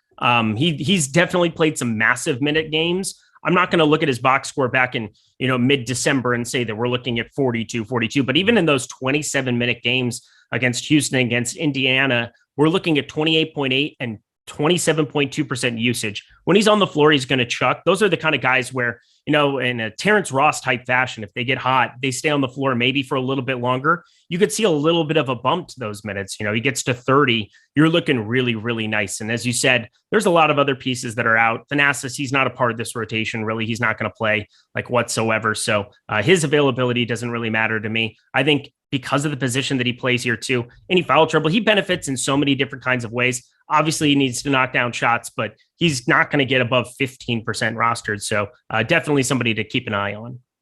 Yeah. And the latest ownership projection, unless we've gotten a refresh just recently, isn't going to be reflective just because he was listed as questionable and was just ruled in. Oh, actually, here we did get one. All right. Jordan Nwora is projected for 12% ownership right now on DK. On FanDuel is at 18.7. A little low to me, but still, I think it's about an appropriate ownership. I'm going to be a little bit overweight to that, assuming Jordan Nwora starts, which I do have him pegged to be the starter right now for the Milwaukee Bucks. We do have a super chat here from Thomas Buckley. Evening, gents. When you're crunching lineups for max entry, what's a good cap we should use for ownership? I find myself stopping at 120% per lineup. So Eric and I have talked about this before. I don't want to put words in his mouth. I'll let him talk afterwards. I don't use an ownership cap because there's a couple of reasons. Number one, sometimes they're just popular players that I like a lot. Like there's been slates where it's JaVale McGee is starting at center for the Suns at min price. I have him projected for 40 fantasy points. I don't really care that he's 60% owned. I'm still going to be playing him. So I don't personally use a lineup cap. There's just going to be certain guys that are chalky I like. There's certain guys that are going to be chalky I don't like, and it's a slate by slate basis. It's not a one size fits all. How do you feel about this question? So what I do is I generally, if I'm going to put a cap, which I've tried to experiment a little bit more of late with, it's a truly slate to slate kind of thing, because when the chalk is as good as what you're going to have today, I'm not saying that Sykes is a terrible play. Obviously, I'm getting to him in quite a few of my lineups, maybe not at the field. You have other guys like Anthony Simons. I'm going to be over the field on all these pieces of chalk.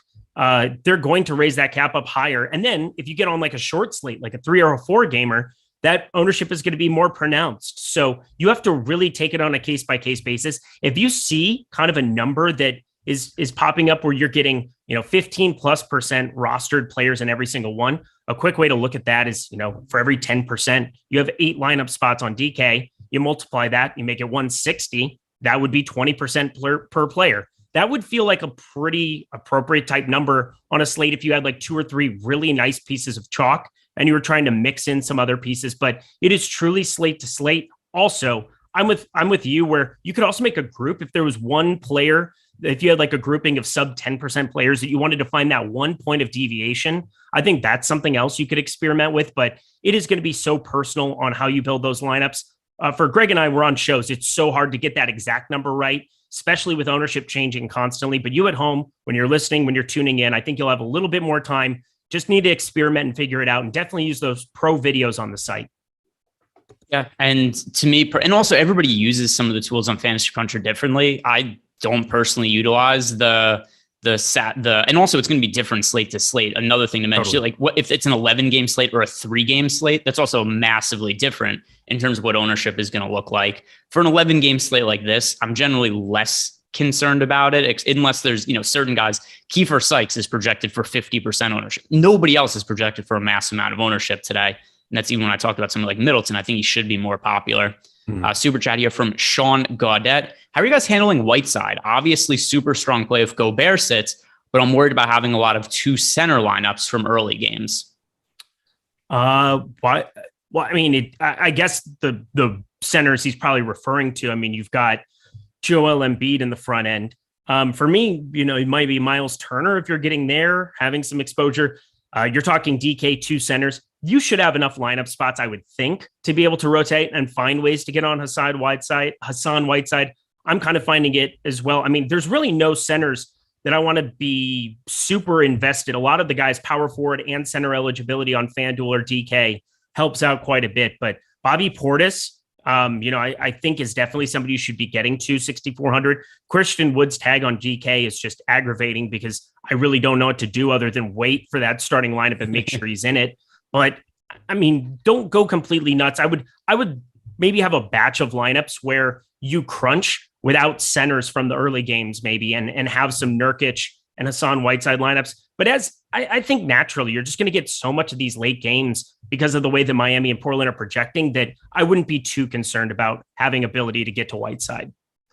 Yeah, I mean, it's an 11-game slate. I have a lot of exposure across a bunch of different games. I'm going to have the ability to swap to him or swap to whoever else ends up being on Utah should news break. Here's the main reason why.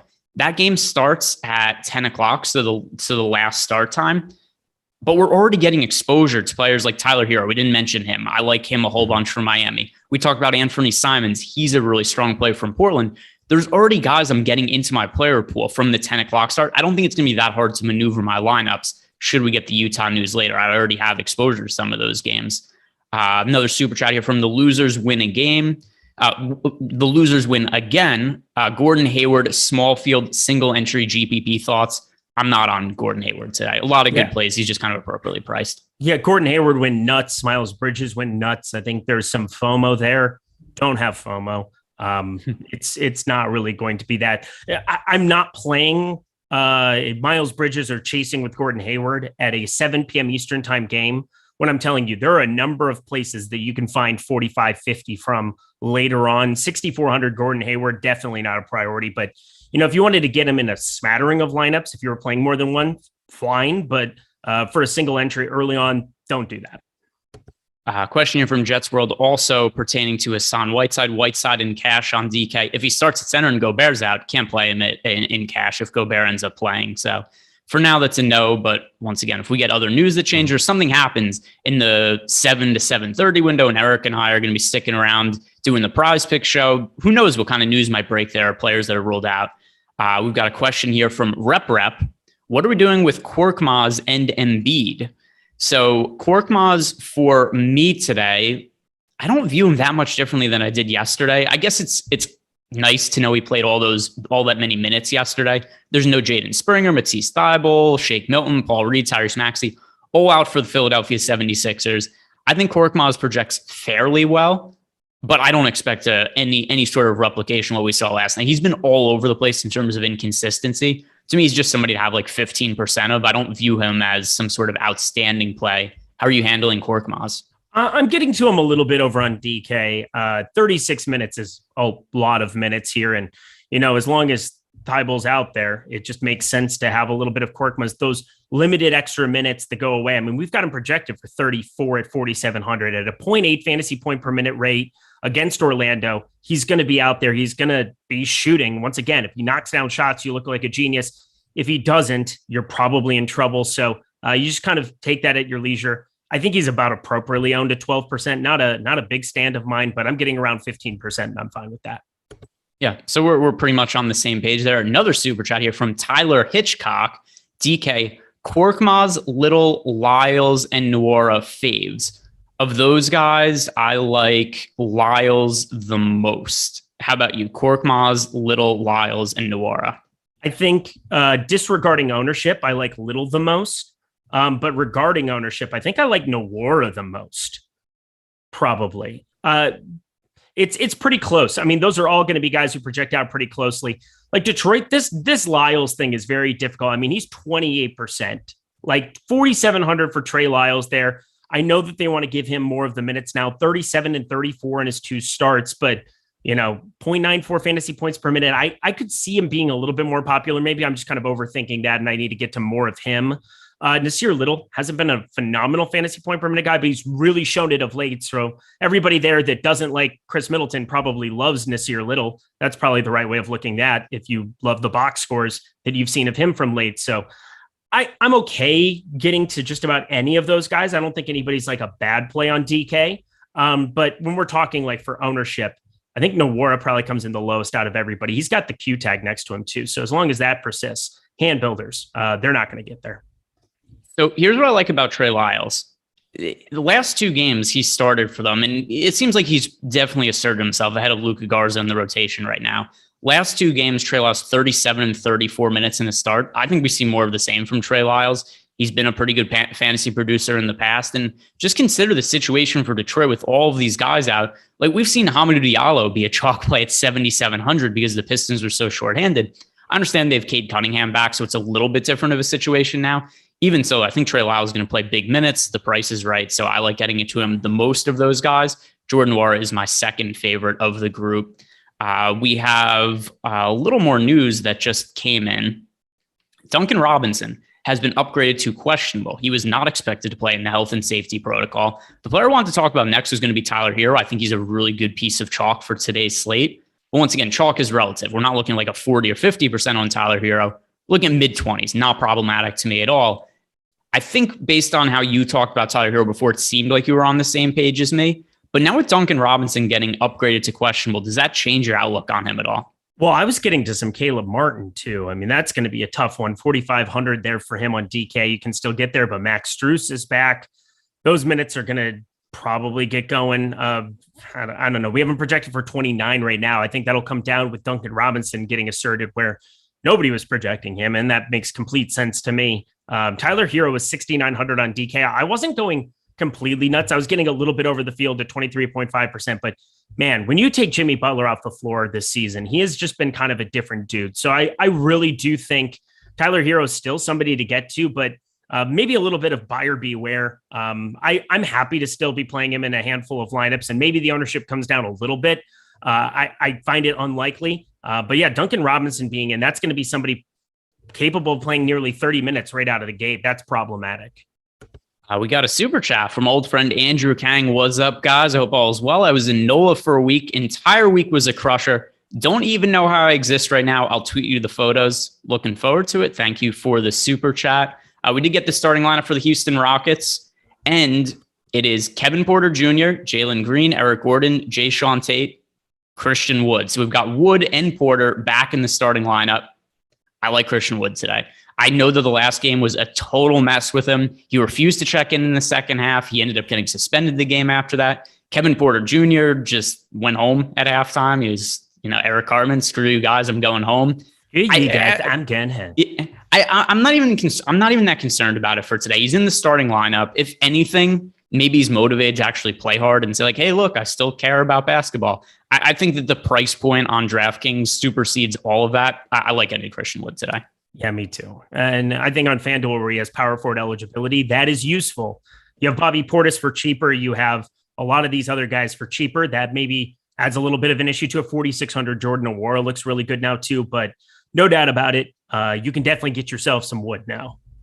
There we go. Good phrasing. Oh yeah. I'm not about the phrasing here. Get some Wood. Yeah, for sure. You know what's even nicer than Wood?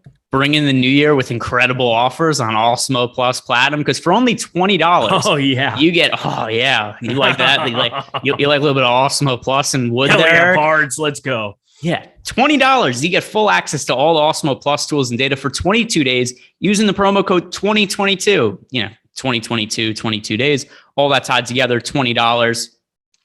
Use the promo code HAPPY22, gets you 20% off a year of Awesemo Plus Platinum also. These are all things you guys should be taking advantage of. Good ways to get behind the paywall and see some of the tools we offer over at awesemo.com. Before we put a bow on some of the guard position, I talked about some of my favorite plays. It's hard to talk about everybody on a slate where it's 11 games, but who are some of the guards you have the most exposure to that we've not talked about yet? Yeah, so we've talked about, I was going to talk about Caleb Martin as somebody to get to, and now I don't really even know what to think about that live. We've got plenty of time, but I think Kyle Lowry still sticks out as somebody to be getting to.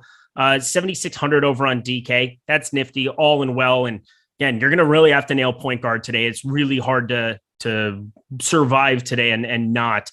But looking at his tag over on FanDuel, I know it was a little bit lower, 7,400. That is like a ridiculous play to me. He's only 22% over there. I feel like that's even a little bit low. Once again, I'm looking at getting to a lot of this Miami-Portland game, and I can spread those pieces accordingly based on news in that late window with Atlanta and Utah. So for me, I'm just kind of getting to like a minimum 2 in most of those guys, and it's organically going to happen for most people. But Kyle Lowry, I think, is maybe the underappreciated of the two. Tyler Hero just at a lower price point. I think he garners a little bit more attention, but no doubt about it. Kyle Lowry, 36 minutes of him, sign me up. Yep. I think that is a pretty interesting pivot off of Tyler Hero. I mean, I'm getting to some exposure to Kyle Lowry anyway, but as a direct pivot to Tyler Hero, that also makes sense if you get a big game out of Kyle Lowry. And we've seen on the whole this year, he hasn't been a super high usage guy, but there are times where he kind of turns on the usage a little bit and could take shots away from Tyler Hero. My preference is to play Tyler Hero, but I like the logic in a GPP pivot there. Super chat here from Corey Randall. I know you guys don't know for sure, but do you think Gobert plays, and do you think Sabonis will have a bounce back game tonight? We talk about forwards right now, and starting with Sabonis, I do think Sabonis should have a bounce back game. The game from yesterday, it sucked. It was no good. I had a terrible slate yesterday. I played Sabonis, I played LeBron. I didn't play the value plays who just absolutely crushed. Which this is, I kind of joked about on Twitter, but we have the worst slates for me have been the guys that I didn't hear of a week ago that just crush out of nowhere, because a lot of times those guys are like 50% owned. It's hit or miss. We don't know what to expect from those players, and if they're really popular, just kind of go elsewhere. Sykes was apparently somebody we should have been on the last couple of days, but that aside, Sykes is not going to take all of the shots from Domantas Sabonis. And Sabonis last night, 29 fantasy points. The 2 games before those, 62, 57 fantasy points. Considering the Pacers situation, no Karis LeVert, no Malcolm Brogdon, so many players out for the team. I like getting back to Sabonis. He's not a high priority play for me, but he should certainly be better than he was yesterday. Yeah, only 21.3% usage. That's not ideal to be seeing from that, but it's a 1-game sample. He was still I wouldn't say he played well whatsoever. I mean, you could say the same thing about Miles Turner. It was such a weird kind of game to see both of those guards just kind of erupt. You had Justin Holiday in foul trouble. I'm kind of disregarding most of what we saw there in that game. I will say, facing a fully now ready to go Brooklyn team with Kyrie Irving alongside them, a little bit problematic, but it's only a -8 game, so like the spread hasn't gotten out of control here. I think Domantas Sabonis is definitely the guy. If you are going to try to make somebody a thing here from Indiana that isn't one of those guards, I prefer Domantas Sabonis as the tournament guy rather than Miles Turner. But I'm not really getting to a lot of anything in that front court. I'm getting more to the backcourt pieces, and not at the field. I talked about getting to a little bit more Dwayne Washington on DK. That's still going to be the path I take. Whereas Kiefer Sykes at 45%, a little less so. But Indiana as a whole is very unappealing outside of that backcourt. Next super chat here from Kiko Isaac Livingstone. Trey or Melo Ball? I currently have more exposure to LaMelo. I think LaMelo is a pretty interesting contrarian tournament option. We currently have him projected for, most recent run, 19% on FanDuel at a very reasonable 8,700 price tag. On DK is a little more expensive, 9,600, but only 6% owned. If I'm looking for a contrarian spend up option, it was really picking up low ownership on DK. We've seen LaMelo massive upside and triple-double upside on any particular slate. So I'm overweight to the 6% number. And also we've got Trae Young is questionable with the back injury. So that's something else that matters. But as of right now, I have more exposure to LaMelo Ball than Trae Young. How about you, Eric? I've got more LaMelo Ball than Trae Young, but LaMelo Ball sitting 8,700 there, 40. We're projecting him just short of 42 there. And Donovan Mitchell could have no Rudy Gobert out there. That would be kind of an interesting thing to be looking at. Donovan Mitchell, just that game would stay more intact. I'd say more often than not, Nikola Jokic and him would make a nice pairing in some lineups, but that same price tag on FanDuel. But yeah, 8,700 feels like a really low number. We've been paying excess of that for a healthy LaMelo Ball, and the Miles Bridges and Gordon Hayward eruption spots maybe kind of mute what most people are looking at from LaMelo Ball. But over the course of this season, I mean, there's no doubt that he's going to start putting it down here again. And you could get him at some under-owned numbers here today that, if it had been him that went off the last game, for everybody box score watching at home, you wouldn't be getting him at this ownership right now at 8,700. So I like the LaMelo Ball play quite a bit. Trae Young, I just don't trust him to be playing here at 10.5 on FanDuel. That is really hard for me to get to. And over on DK, his price is just astronomical at 10.7, which is actually down from last game at 11.1. But if you can find paths to get onto him and go really stars and scrubs, you should have enough pieces in that late night hammer to maybe get to a couple, but definitely not a priority for me on this slate. Super chat from Brandon Bush, Kyrie Irving on FanDuel. Not for me. I like him. I said if I was going to play him on any site today, it would be Yahoo at $22. DraftKings, FanDuel, Kyrie, not so much. We talked about him briefly before, but just to answer the super chat, Eric, Kyrie for you on FanDuel? Kyrie not on FanDuel at 8K. It's just, you can get up to the likes of Ball and Donovan Mitchell that we just talked about. You can go down to Kyle Lowry, 7,400, De'Aaron Fox, 7,700. All of those plays I like a lot more. All right, let's jump over to forward now. I mentioned I like Trey Lyles a lot. Chris Middleton, he is forward eligibility. Time goes by so quick on these shows, on these big slates where we get super chats in and news flies in. So which are the forwards you're getting the most exposure to today? So the ones, Chris Middleton, if we're going to put him into the small forward bucket, tons of him.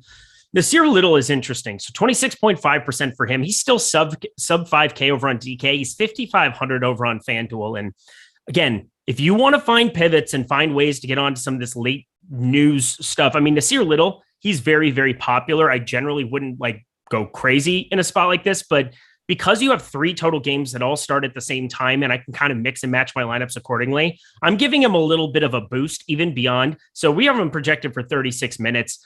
He's playing alongside Nurkic now, which definitely changes a lot of my rates for him and, mutes a little bit of my perceived upside for him. But considering you have Miami on the other side, we'll see how everything shakes out here with Duncan Robinson. We have Utah, we have Atlanta. I'm happy to give him a boost. So I'm getting to a lot of him now, but he's probably the one guy I'm the most comfortable coming off with. Norman Powell, I'm just making a big stand. I have a absolute crazy, egregious amount of Norman Powell, and I don't think that will change. He's sub 10%. He's 7K, which just looks absolutely ridiculous. But over on FanDuel, where I'm playing a lot of these 3-max stuff, I'm just locking him in. I find it impossible to get away from him at 7K on the FanDuel side. It's a little bit different perceived upside there.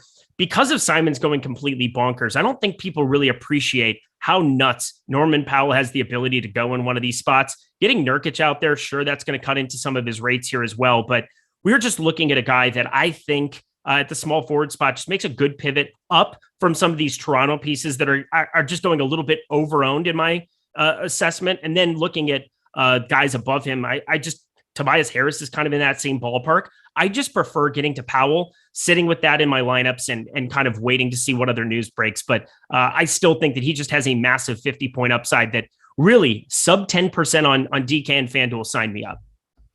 I have a GPP play that people are just not really on today. That I'm here for. I'm kind of surprised is Buddy Hield.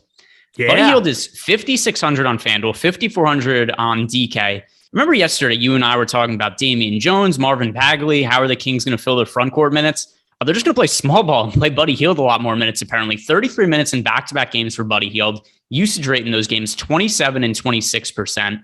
He still remains cheap. People aren't playing him. We know when Buddy Hield's on the court, he's going to chuck.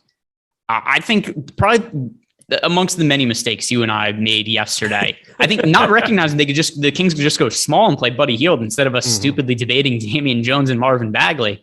Give me Buddy Hield today. I think he's the guy that's actually benefiting the most from the Kings being shorthanded in the front court. They're just playing smaller lineups. Yeah, and what's so weird is I wasn't playing Damian Jones yesterday, and now I'm going to play him today because, you go from a situation. Dwight Howard ended up playing really well, so actually Damian Jones and Alex Lana ended up on the floor more than kind of what I was expecting with a LeBron 5 starting lineup. It was just a wonky game to watch, but I'm with you. Buddy Hield, I don't know if it's because they want to show him off a little bit here, but obviously a willing participant in the shooting department.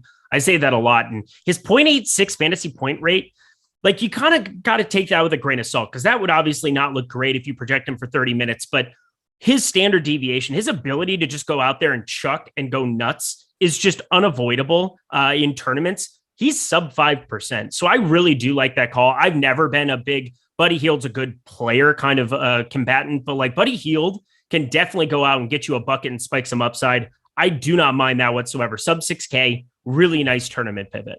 Yeah, Ryan is in YouTube chat, and he pointed out right away, Eric does not like Buddy Hield, but even so, Eric acknowledged he's not a big fan of Buddy Hield. Still, you see some of the logic with me in terms of getting to Buddy Hield today. I like playing Buddy Hield when he's sub 5%. I just will never play Buddy Hield ever when he's 25% owned. It's like the Terrence Ross rule. I just won't do it. Well, you don't have to worry about that today. Today, he's coming in with the lower ownership. We do have, look at it, Jordan Klein with his Team Awesemo chat here, say Butthole Jenkins, the GOAT. I think this is a good time to quote Butthole Jenkins here. cut the crap. Who's the best forward play on the slate? If you could only roster one forward, points per dollar, and talking about power forward, because we've already talked about, Chris Middleton, I think he'd be the guy, but players that have power forward eligibility, if you can only play one, who would be the guy for you today? On FanDuel, that guy is Bobby. It's Bobby Portis. Like Bobby Portis, I'm not willing to part with in any way, shape, or form. Points per dollar, he projects out phenomenally well. I know he's going to be the most popular dude. I don't care. 45.9%. I'm just going to be jamming him in a ton of lineups here. 1.13 fantasy points per minute here. I know DeMarcus Cousins is existing, and therefore, whatever. There were always guys who were going to come in and play a couple minutes behind Bobby Portis, but without Giannis there, there's just so much availability for other stats. Go ahead. What were you going to say?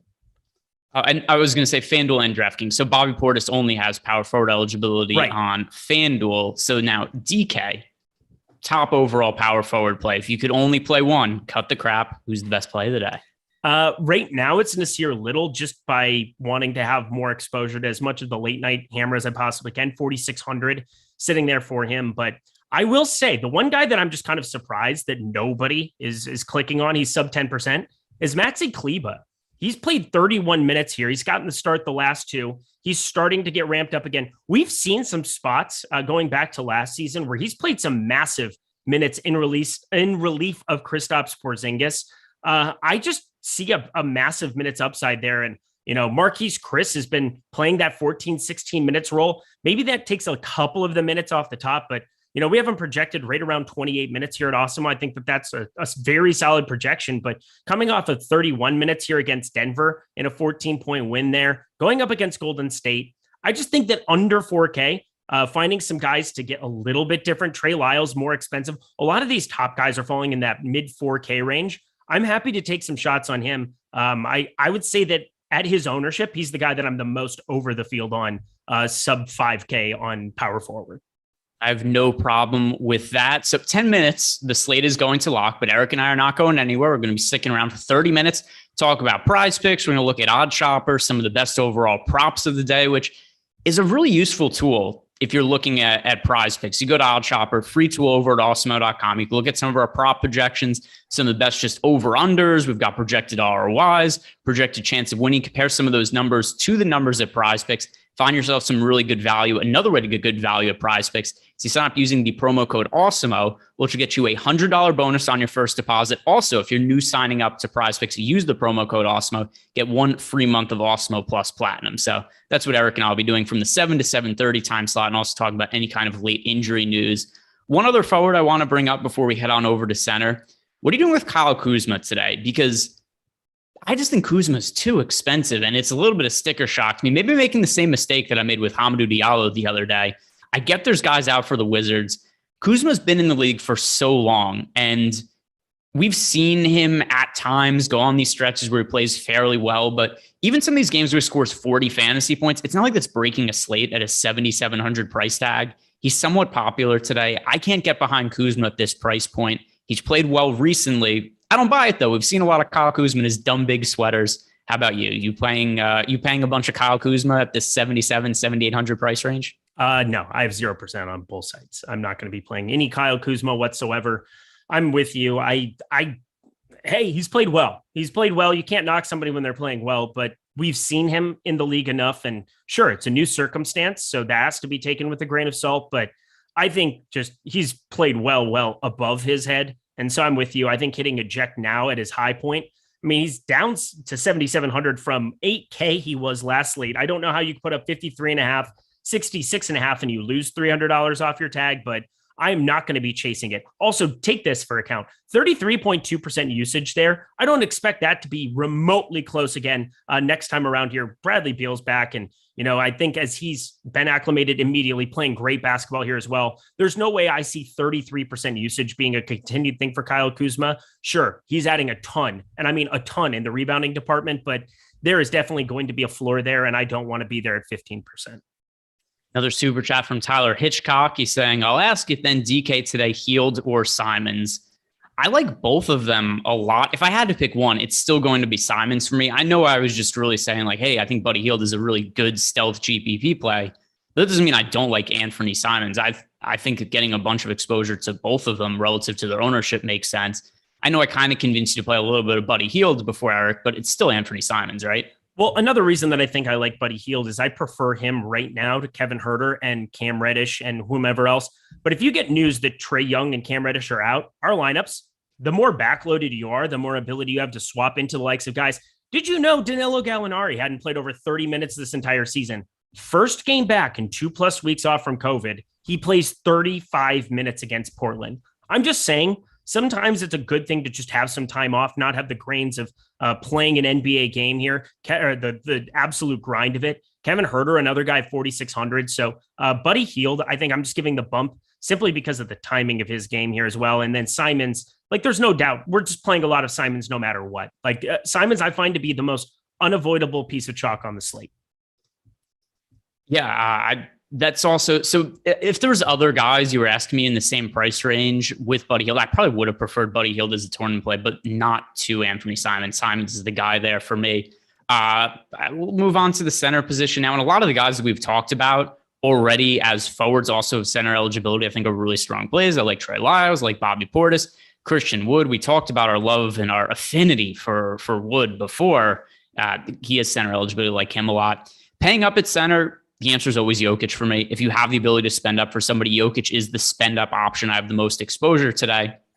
And here's the deal with Jokic. Sure, he's going up against the Utah Jazz. It's generally not the best matchup in the world, but Jokic is matchup proof. He could succeed in any spot. And the chance that there's no Rudy Gobert or Hassan Whiteside today, it could be Rudy Gay starting at center for the Utah Jazz. So the question with Nikola Jokic here, Eric, is how high of a priority of a spend up option is he for you?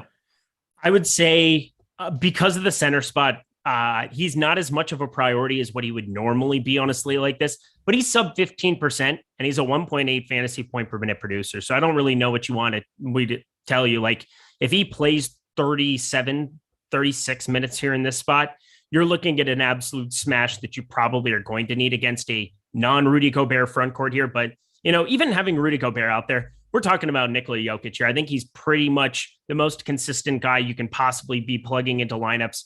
That fantasy point rate is just absolutely absurd this season. So I'm happy to be firing him up in however many lineups you really want to get to because of the ownership on it. But for me, I just think there's so many good center plays here on this slate. And Jusuf Nurkic, he's another piece of just unavoidable chalk across the industry for me. Christian Wood has that wonky price tag. We're talking about them being almost half the salary of Nikola Jokic. And, you know, while raw points are definitely a plus to be getting, and you could be looking at 70 plus here from Nikola Jokic, even that might not be enough for you. So like Jusuf Nurkic, Christian Wood, Bobby Portis, where he's center only on DK, they just make it a lot harder for me to get to Jokic, you know, at the 30-35% I'm accustomed to getting on Nikola Jokic slates. Yeah, I also really like Nurkic today. And it's just a situation with the Blazers. Like nobody played Nurkic last game. I played here. I was the only one. It was just me with Nurkic exposure. And I had a little bit. Oh, last slate also 5,700 on FanDuel. Yeah, he was the price tag to me was ridiculous, and I think people are just scared off by the whole situation. I know that Josh and I debated on Live Before Lock. Is he going to be restricted or not? Josh just thought he wasn't going to play, which was also a reasonable take because he was listed as doubtful, but he said on Twitter, I'm playing today, but it's also in broken English. And who knows if he's using, you know, just the voice chat and on his phone or whatever. And he's just yelling with his loud Bosnian voice. It's like, it's like this broken English text. Like I played today and it's like, you're listed as doubtful. Okay. You're playing. Cool. Got it. We got it. But he ended up playing and it went really well. And you just consider all the guys that are out for Portland, especially in the front court, because we've seen the minutes get limited for Nurkic at times this year. I don't know that's an option when there's no Larry Nance, when there's no Cody Zeller, then there's extra usage with no McCollum or Lillard. I love getting to Nurkic once again today, even at the more expensive price point on DK. I played Nurkic at 7,100 on DK last slate. I don't have an issue playing him at 6,800. So Nurk on both sides, I like quite a bit today. Yep. I have nothing to add. I mean, I had quoted and cited everything there as far as usage. Jusuf Nurkic has the highest usage rate with CJ McCollum and Damian Lillard off the floor over the course of the last year. So no doubt about it, I'm going to be firing him up too. One other mid-range play at center, and this is really the last guy on the slate that we haven't talked about that I have a decent amount of exposure to. Daniel Gafford, all the same reasons we've played him every other slate as of late. Washington Wizards, shorthanded. There's no Montrezl Harrell. Gafford has not gotten the price bump that he should have. We've seen Kuzma's price go way up. Gafford should be priced at the same point as Kuzma, in my opinion. Gafford's last few games, 39, 33, 35, 36 DraftKings points. He also warrants a price tag of around 7K, hasn't got up there. So I like playing Gafford. It looks like they're going to wait until Montrezl Harrell comes back to price up Gafford. Also got Thomas Bryant. His return is looming for the Wizards. Probably the last chance to roster Daniel Gafford. For now, he looks good. Are you still riding him? Yeah, I'm going to get to a little bit. Nothing egregious.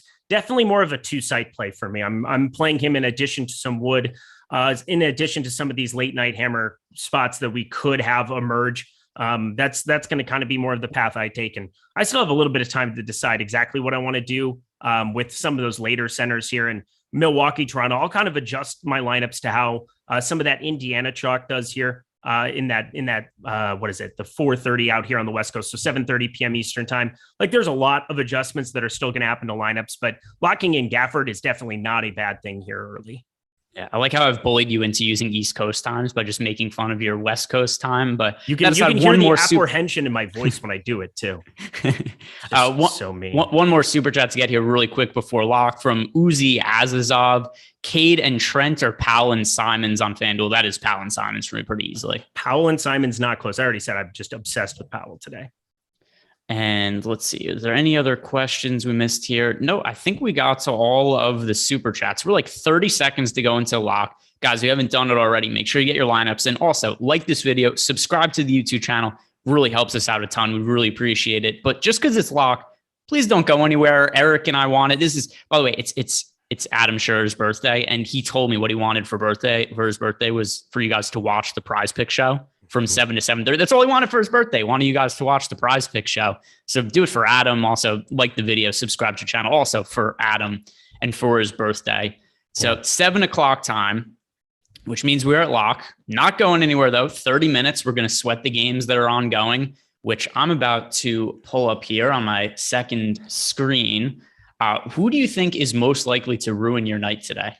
Well, I'm playing the 2-2-2 over on FanDuel, and I ended up with 203 with Sykes. So I guess Sykes would probably ruin my night here. I'm lower on him on DK. I have 30% there. So I said I was going to be getting under the field on him there. I absolutely did. But Sykes, I suppose on FanDuel, just a little bit of a different play where he's just all the way down at the floor and I can play whomever else I want there. We also got the starting lineup from the Nets: Harden, Irving, Durant, as you would expect. Duke Jr. and Claxton. What? So they're just going to get yeah. So the Wizard, he's only going to end up playing 22 minutes or something like that. They're not going to play big minutes for David Duke. So weird though. I feel like it is extremely bizarre. But I'm not rostering him. He hasn't played so he played on the 3rd. So he played 2 games ago. He played 9 minutes. But he's only appeared in 1, 2, 3, 4, 5, 6 games this entire season for Brooklyn. It's weird. And remember, there was that point in time where everybody was convinced that he was some great player. He's shooting 30% from the field and 10% from 3 or something last I looked. Yeah. Super, super weird inclusion into the starting lineup. I'm going to bring up David Duke's numbers really quick, and then we'll start talking about some prize picks. Eric, while I'm looking this up, pull up Odd Shopper so we could start talking about prize picks right after I look up David Duke. So what did DraftKings know? He's 4,300 over there. But is David Duke Jr. 4,300? He's shooting 34% from the field this year and 14% from 3. He absolutely sucks. And people were debating that he was good earlier. No, none of that. Also, our guy Peter Viles left us a message, just said super chat. Bro, Pete Viles, we appreciate you. We appreciate you. I love that. Thank you. Pulling up the game. Which game should I put on here? Should I put on Hornets, Pistons, Magic, 76ers, Wizards, Rockets? I mean, you got to put up Wizards, Rockets. We got to see when Christian Wood gets the hook. All right, fair enough. So that'll be the game. I'm gonna listen to you this time. That's the one that I want. I know usually I just ask you for your opinion, then do something else. But today I'm going to agree with you. In the meantime, while Eric is pulling up Odd Shopper, just one more time, telling you guys the best way to get some value over at PrizePicks, which Eric and I are going to be talking about for the next 28 minutes. You want to sign up using the promo code Awesemo. You get up to $100 bonus on your first deposit. And you also get 1 free month of Awesemo Plus Platinum, where you get all the tools you need to make money on DraftKings, FanDuel, Yahoo. Also over on PrizePicks, they have fantasy point props for over-unders. And it's the same exact fantasy point scoring as they use over at FanDuel. So you can look at our projections, you can look at our FanDuel projections, compare those to PrizePicks as well, and find some of the best value plays that they're over on PrizePicks using our projections. We did get another super chat here from the losers win again. Rate this line. All right, so we're rating it. What are we going to give it? What's a line? I believe that's his lineup. I don't think he's talking about illicit drug use. Just all right, saying. the losers win again. So what do we do? Are we rating it 1 out of 10? Yeah, we can do that. All right, so 1 out of 10. Sykes, Simons, Powell, Lyles, Wood, Kleber, Middleton, Jokic. A lot of the popular plays on this list, there's nobody there I really have an issue with. I don't know. Yeah. I'll give it an 8. I'll give it an 8. I think that looks just fine. It's really, really, really hard to make a bad lineup today. Like, it's hard to make a lineup that you look at and you say that's terrible. Yeah, I mean, if I was properly motivated, I promise you I could make a bad lineup today. Yeah. If it had Kyle Kuzma in it, automatically 4, and then he'll put up 60 and we'll be drawing dead. But whatever. Just no thanks. Yeah, I'll give it an 8 too. I think that was the perfect number. 8.1 because I want to be liked more. Okay, fine, whatever. You got one up me. I'll give it an 8.41 now. You're a bastard. All right. Do you have Odd Chopper pulled up? Yes, I do. All right, so let's go through some of the best overall props of the day. What are the props just overall? Because we've got a whole lot of games to choose from. I guess we could skip the 7:00 games because those are going to be locking in 5 minutes on PrizePicks. But which props of the day just have the best percentage odds of going over, and we'll compare that to the numbers on PrizePicks? Yeah, so you can do it by state, wherever your legal state is. And for me, I just go by Arizona because, that would be if I needed to make a drive and make an absolute play on something, that would be probably the closest spot for me to get to. I mean, Nevada would make some sense. But again, just if you're on your phone, Arizona, I'd fire that up here. Josh Giddey, 85% expected win percentage here on his points prop on taking the under of 14.5. Josh Giddey had an absolute electric game, put up a 60 burger. Nobody can really say that Josh Giddey hasn't been an unbelievable rookie. I know you're smashing the best ball streets because of him, but 14.5 is a gigantic number. It's juiced minus 125. It looks like it, the number of books I'm looking at, but we haven't projected just over 10 points, 58% expected ROI on that. That is an absolute smash with Shai Gilgeous-Alexander back. We're talking about one of the better guards in the NBA, getting completely inserted alongside Josh Giddey. Shai Gilgeous-Alexander going to definitely depreciate Josh Giddey's production. So the under of 14.5 is a smash there. Let's see. Giddey. Oh, I accidentally spelled him Gotti. So yeah, well, that's a Freudian slip. Yeah, I mean, I do love Josh Giddey, but he looks exactly like, what was the actor who's in Dune? Did you see Dune? Oh yeah, Timothée Chalamet. Yeah, he looks exactly like Josh Giddey. He kind of looks similar. They do look very similar. Yeah, so we have the same number if over Timothée Chalamet was 6'7" instead of 5 foot. Yeah, but it's whatever. Because Josh Giddey doesn't look that big because he's just playing next to other big NBA players. Yeah. So they just kind of look somewhat regular size. But yeah, I think they look very similar. Josh Giddey does have a 14.5 point over under on PrizePicks as well. So that's something we could take advantage of. Can we talk about Tyrese Halliburton? Because we've talked about this. We've talked about this a bunch, and let's just go right back to talking about it. He is 9 assists flat is his number over on PrizePicks. Or earlier in the day, I bet on, I can't remember what I bet it was 9.5 assists was the number. I took the under on it, and I think we're getting to a point now with Tyrese Halliburton. I get it; he's playing a different role now. He's now the primary ball handler, the primary creator for the Sacramento Kings. They're playing De'Aaron Fox more off ball. Tyrese Halliburton, for all intents and purposes, is the point guard now. I think we're starting to see some of these assist props just get a little bit too inflated. I know it's really hard to figure out what the fair baseline projection is for some of these guys when they're playing in different roles. But Tyrese Halliburton under 9 assists, where do we stand with him in our projections? And how do you feel about his new role? I mean, it's ridiculous. He has a 39.1% assist rate over the course of the last month. 2/5 of his team's assists going his direction. I mean, we're talking about a massive, massive allotment here for Tyrese Halliburton. I think it's probably getting into stay away territory unless we're talking about a guy like Russell Westbrook, who was out there, averaging a triple double. And if we think that he's just going to be a 10 and 10 type guy here now for the Kings, maybe you do have to look at him a little bit differently and just play it till it gets up to that 10 number. We hit the 8.5 there. You and I were both high on that the other night going up against the Lakers, and it was just like an auto hit. He didn't do literally anything else except for distribute in that game. He knocked down like one random three, and I don't know. Watch that whole game. It was pretty strange because De'Aaron Fox, he's definitely the alpha. He's definitely going to be the alpha long-term here for this team, so long as they're playing together. And Tyrese Halliburton, though, with that assist rate, that's just definitely, it's probably a stay away at 9, but you're probably leaning on the over, if anything. I mean, it's the under. I still think it's the under. Really, you still think it's the under? Oh, sorry, that's what I meant. The under. It's probably leaning on the under. That's what I meant. Yeah, it's still the under for me. I think it's going to have to regress at some point, and it's not to say he's clearly playing a different role now. And I think we have to look at him different. I don't know exactly where the baseline projection should settle for Halliburton. I just don't buy that he's a guy who's going to average 9.5 assists per game for the rest of the season. So I still look at that as this is a good point to sell low on Tyrese Halliburton. De'Aaron Fox in the mix, even if Halliburton is more of the primary distributor now, I still have to think that we're going to see a little more of the ball in Fox's hand going forward than Halliburton's. That's going to take away from him a little bit. Do have a super chat here from Demetrius Johnson. Sorry, I didn't mean to cut you off, Eric. I knew you were about to say something. Oh, you're fine.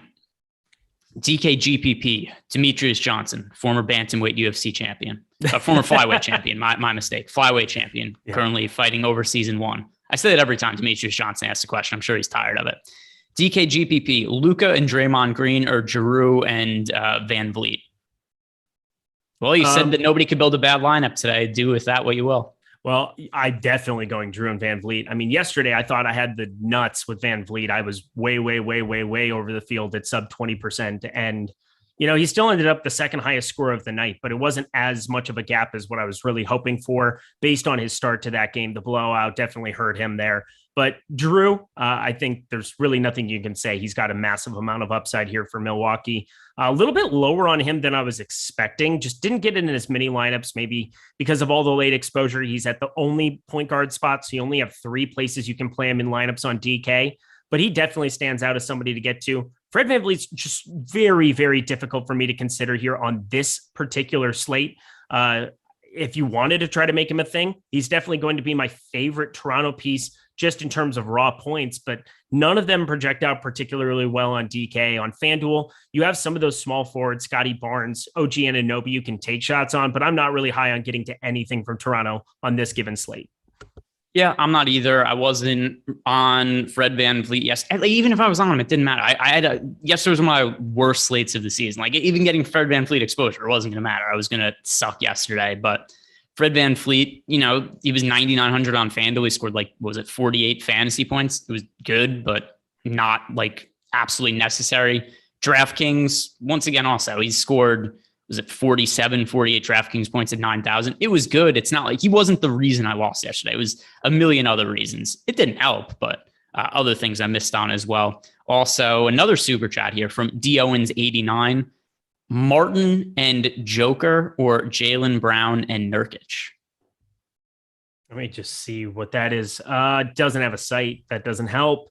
I'm pretty much off of Caleb Martin with the return here imminent of Duncan Robinson. Max Strus also just to reiterate, Duncan Robinson's questionable. We don't know if he's playing or not. Oh, you don't know. But either way, Max Strus is going to play. And that's already somebody that we've got projected for at Awesemo 24 minutes. I think that's perfect.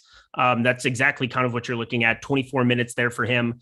That's enough to now kind of put some doubt in my mind here. Once again, I can maybe get to a little bit of Caleb Martin in the event that you don't have Duncan Robinson out there, but it seems like 2 things you kind of need to have go right now as we're talking about it, where both of those guys, I would need to have Max Strus be limited to 24 or under in terms of minutes, and Duncan Robinson would have to be out. We now have him projected in for 28.5 minutes. So I think all of that combined makes Caleb Martin less of an appealing play than what he was before. So I'm probably going to, but I just hate Jaylen Brown. I just spoke that entire time, and I really don't want to play Jaylen Brown no matter what. I love Nurkic. So Joker Nurkic, just play a 2 center lineup and don't play Martin and Jaylen Brown. So the Rockets game starts. Christian Wood wins the tip, makes a layup. Then on the other end of the court, gets a steal, comes down the court, hits another layup. Christian Wood is going off today. All the narrative in the world. Christian Wood trying to prove he still cares about basketball. So got Christian Wood. He's also he's noticeably playing hard and sprinting up and down the court. Oh, yeah.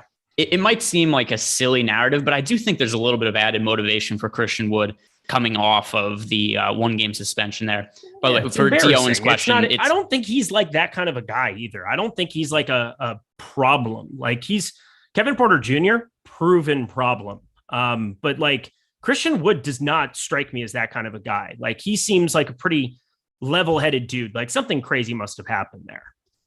Yeah, it's but I mean, also I don't know if that's necessarily true. Some people were tweeting at me ahead of time and I don't know. I don't know anything about Christian Wood. Apparently he has had some sort of off-court issues, and it is certainly a little weird taking at it because, this was a combination of issues with him. He skipped a COVID test. That's why he didn't start. It was a team disciplinary issue. And then he refused to play in the second half. So take that for what it's worth, but he seems to be playing hard today. And I'm going to guarantee, I know we're only a couple minutes in, guaranteeing it right now, smash Christian Wood today. He's going off. I could see the look in his eye. It's going to be a good one. Let's get back to PrizePicks, Eric, and let's hit on some of the more chalky plays of the day. And I'm kind of curious to look at some of the Heat guys now that we have the possibility of Duncan Robinson being back in the mix. Got Tyler Hero over under of 23.5 points. The fantasy score for Tyler Hero over under 36.5. You and I were both pretty high on Tyler Hero from a DFS standpoint. Now that we have Duncan Robinson potentially being in, does that change how you look at any of these props? Yeah. So, I mean, we could maybe do like the all late news lineup where we take like overs on Kevin Harder. There's a fantasy score prop 24.5 for Danilo Gallinari, which is like 100% dead accurate. But if you get no Trae Young, no Cam Reddish, you would project him much, much higher than that. You could try to guess on some of this news all the way around. By the way, Yusuf Nurkic's 39.5 fantasy score prop. I mean, that is just gigantic. I mean, you want to talk about one of the best pieces of value. I mean, he's just an absolute smash today. Using some of the points props to inform some of your decision-making. That's really what you want to use OddsShopper for, especially if you can't legalize sports bet. But PrizePicks, once again, that's the spot you want to be going to in those states, such as California for me. I'm looking right now at all of these guys. I don't want to go completely nuts shorting all of them. Is there somebody you had in particular in mind? By the way, I know I'm blurry. I'm trying to fix it. It's like the, I don't know what to do. Like technology just does, the camera's in focus and the camera auto focuses, right? This isn't something we could change by ourselves, but it's almost, do you know the Mitch Hedberg joke about Bigfoot? I know a lot of Mitch Hedberg. I don't know. Okay.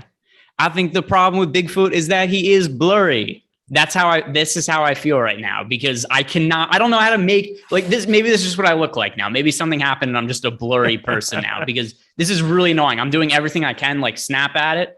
Tyler just spit out his water. He was laughing so hard. I think good. He did. That's my favorite thing to make producers do. Tyler left.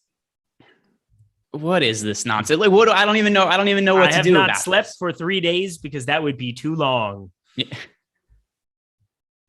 I'm trying. Dude, I'm doing what I can. What's the song? Everything's so blurry and everyone's so vain. Who sings that? What is that song? It's the same guy. I can't control you. I don't know the name of the band, but I can remember the lyrics of 2 different songs. That's weird. I used to do drugs. I still do, but I used to also. That's probably my favorite Mitch Hedberg joke. That one's no. Amazing. The best one is the search party. You ever go to a restaurant and you're just like, Johnson, party of 3, and the Johnson party does not show up. Why are we not worried about the Johnsons? The Johnsons are in somebody's trunk. We need to turn Bridges' search party of 5 into a search party. I murdered that, but you know what I mean. This is by the way, I'm really frustrated by the camera, because there's literally nothing I can do about it right now. Let's can you, Eric, talk for like 10 seconds. Go to OddsShopper. Give us some other props we haven't talked about, and how about this? Let's talk a little PGA, folks. Welcome to the PGA Live Before Lock. Again, one of the nice things about playing at PrizePicks is you have the opportunity to play cross-sport. We have NBA, NFL, college basketball, college football, NHL, PGA, tennis, soccer, women's college basketball. So many different sports that if you have expertise and if you have the projections that we have here at Awesemo, you have an opportunity and a path to make some money. There are some of these finishing places bets. We have some birdies or better per individual round. I would be paying close attention to what that wind's doing. It looks like tomorrow morning, I'd be looking at getting some of the tee times. This golf course, I just got done playing it on my honeymoon, and there are going to be a lot of birdies made in the event that there is no wind out there in the morning. It looks pretty benign here at the moment. So head on over to PrizePicks. Along with your NBA knowledge, put in some of these PGA stuff that we'll be talking about on the Live Before Lock show. That starts up here. Ben Rossa, myself, 8 p.m. Eastern time. You don't want to miss it. I'll be on there in 42 minutes. Yes, Sue's got, by the way, I didn't change anything. Here's what happened. I was looking into the settings and I was going to try to change something. I was going to plug and unplug. I'm just looking at it and I see Tyler like giving like thumbs up and stuff like that. I'm like, what happened? I look and it's just clear. So whatever. It just fixed itself. Technology is no friend of mine. By the way, quick, is it too early to take victory laps on Kyle Kuzma? Did he just completely suck? I literally have 0% today. So Kyle Kuzma, we are about halfway through the first quarter. No stats, no shot attempts, 1 turnover. I mean, Christian Wood just decided to say, hold on. Top 2 scorers on the day, Christian Wood and Kevin Porter Jr., just like we all expected. There we go. The motivation. That's when you got to get that those narratives in play. Don't be Mo Bamba Day today, please. This is the first time I haven't played Mo Bamba in forever. I'm obsessed with that dude. And he just completely hadn't played. He played like 18 and 22 minutes. He's off to a really nice start. 5 points, 2 rebounds, 1 block here in 4 minutes. So don't do it to me, young man. Yeah, we've got, maybe if Kyle Kuzma focused more on his NBA play and less on his sweaters, he'd be doing better today. But there we go. He's watch now. We're gonna get off the show and he's just gonna go and score a whole bunch of fantasy points. For now, though, Kyle Kuzma, we're taking victory laps because everybody knows when we sit around to sweat these games, the entire slate is decided in the first quarter of these games because that's the time we're live on the air for. Let's get back on over to PrizePicks and let's look at some more of these props for NBA, Eric. Mm-hmm. And I have to ask you, because I know this is your thing. Free throws. Yes. Are there any? You don't have to. No pressure. If there's not one you like, that's fine. But are there any free throw props that really catch your eye over on PrizePicks? I mean, we got to be taking the under 3.5 free throws made for Kyrie Irving, right? Like for me, that makes the most sense. Like being low on some of these spots, Kyrie Irving. I know that he's somebody that traditionally is going to get more involved. I could see this going one of 2 ways. He's probably just a complete stay away. James Harden, 8 free throws made. Holy mother of God, give me the less. Give me less than 8 free throws made for James Harden. And as you said, officials are starting to call these games differently. I have been really, really shying away from the free throw props. We killed those early on here. They are starting to call more fouls. But James Harden, 8 free throws made with Kyrie Irving back in there. I don't know. That seems like a rather high number to me. Yeah, I think that's a reasonable way to look at it with Kyrie Irving back in the mix. We've talked about how the change in free throw rules has gotten back to what they did in previous years, but still there's just less usage around the Nets offense. And I do think there's going to be a bit of a priority. Just get Kyrie who touches when he's out on the court. So I think the under there is certainly reasonable. By the way, Ryan was giving you some hard time saying that Christian Wood lots of off-court issues and your dude. I didn't know that. Your dude. He hates when I say dude. Okay, listen to this. I've known this fool for 7 years. 7 years. We've been friends, met in a chat room once upon a time, talking in Fan Vice days, pre-Awesemo. We realized, hey, you might be sharp, and hey, you might be sharp. And I don't know, I'm not, but he definitely is. So there you go. Either way, I just basically stole all the sharpness that he had and utilized it for myself. And, I try to do the best that I can here. But I've literally called him my dude since day one. Like, my dude, what's going on? How you doing, my dude? And it took him 7 years to finally tell me he hates it.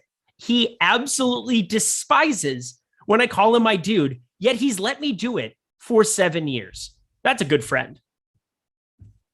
Or are you just a bad friend for not picking up on social cues? Also probably possibility. The second. Probably also the possibility.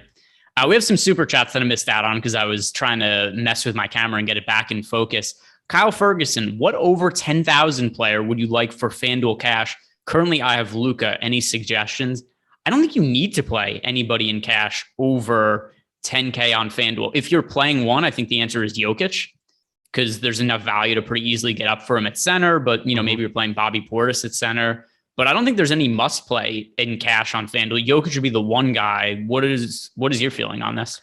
Yeah, that's probably the right answer. I would say Jokic if you're playing one with the center. But I mean, Nurkic is your cash center like 99.9% of the time. So hard for me to say anything different than that.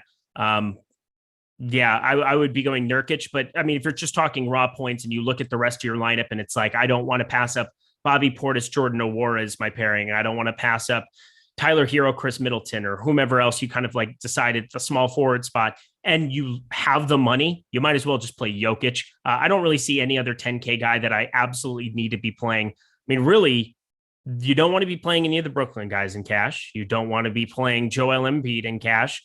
You don't want to be playing Murray or Curry in cash. Definitely not Karl Anthony Towns. Legitimately, it's Luka by default, other than Nikola Jokic. We have another super chat here from our guy, Ryan Nelson 02, before he was trolling you about Iowa State. And another super chat here. Under 20.5 points from Kyle Kuzma was an excellent play.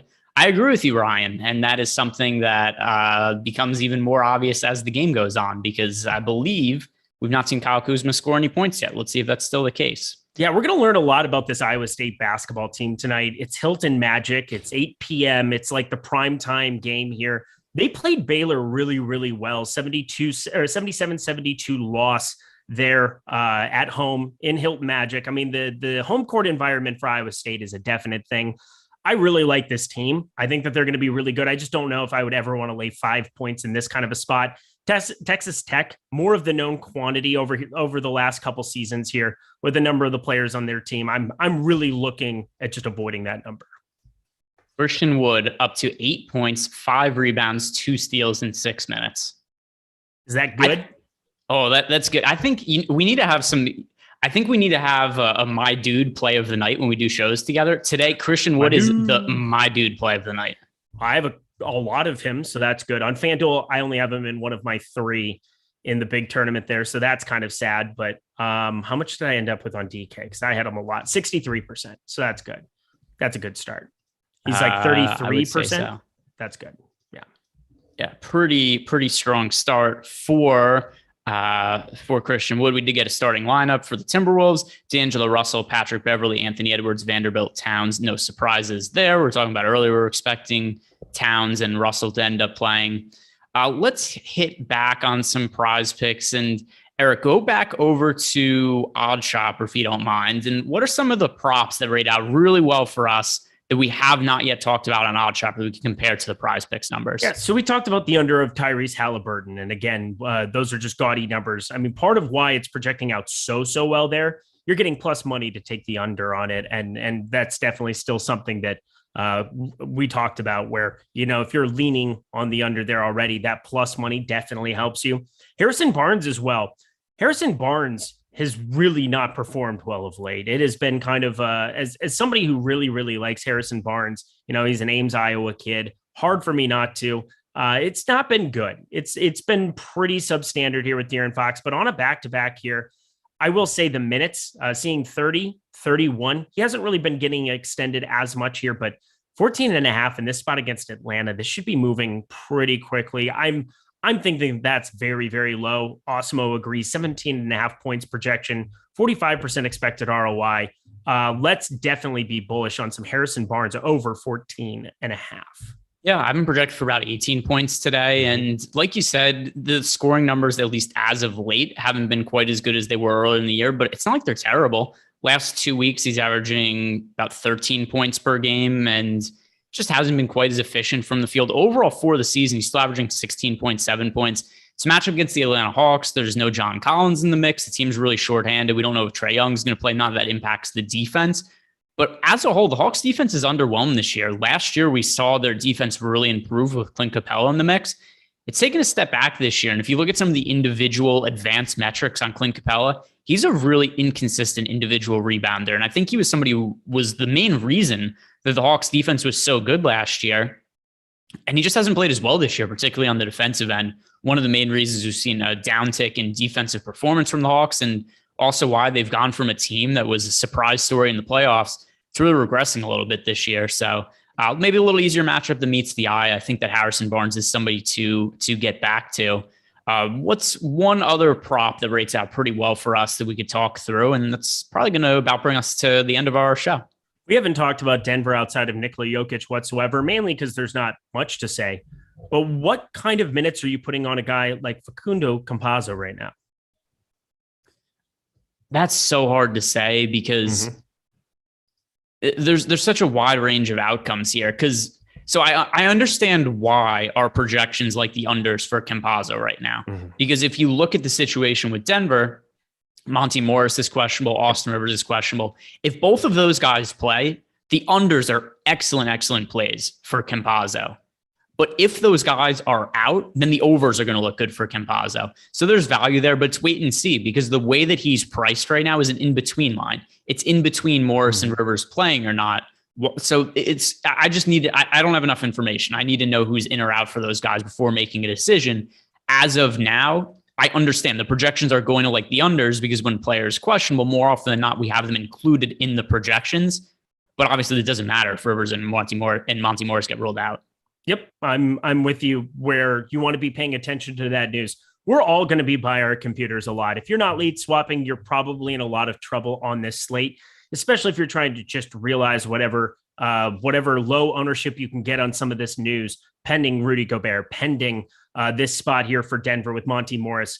I'm just throwing him out there because it's somebody that right now there's major plus money that exists there on going Facundo Campazzo and taking some of those unders, but you don't have to worry about plus or minus money. You got to be looking at basically finding as many favorites as you can and piecing those together so long as the projections are in alignment with it. I just want to at least throw him out there because it's another piece of late news we can definitely use to our advantage. All right, that is just about bringing us to lock. Guys, if you haven't done so already, do us a favor, like this video, subscribe to the YouTube channel. And if you're interested in PrizePicks, check it out. Use the promo code Awesemo to make your first deposit, get up to a $100 bonus. You also get 1 free month of Awesemo Plus Platinum. You get tools to everything that we use for DFS that Eric and I talk about on the shows that help us build lineups. Really good product. It's a really easy way to get in with basically no cost. You're just making one deposit of PrizePicks using our promo code and you get in. Any final thoughts on the slate for you today, Eric? Late swap. Get ready for some news later on here. If you have really good lineups, you can go ahead and play all the chalk you want in all the land. If you have dead lineups, there's really no point in playing Anthony Simons, Yusuf Nurkic. So definitely be on hyper alert of that. That is going to do it tonight for myself and my dude, Eric, over there. Guys, good luck today, and we'll see you tomorrow.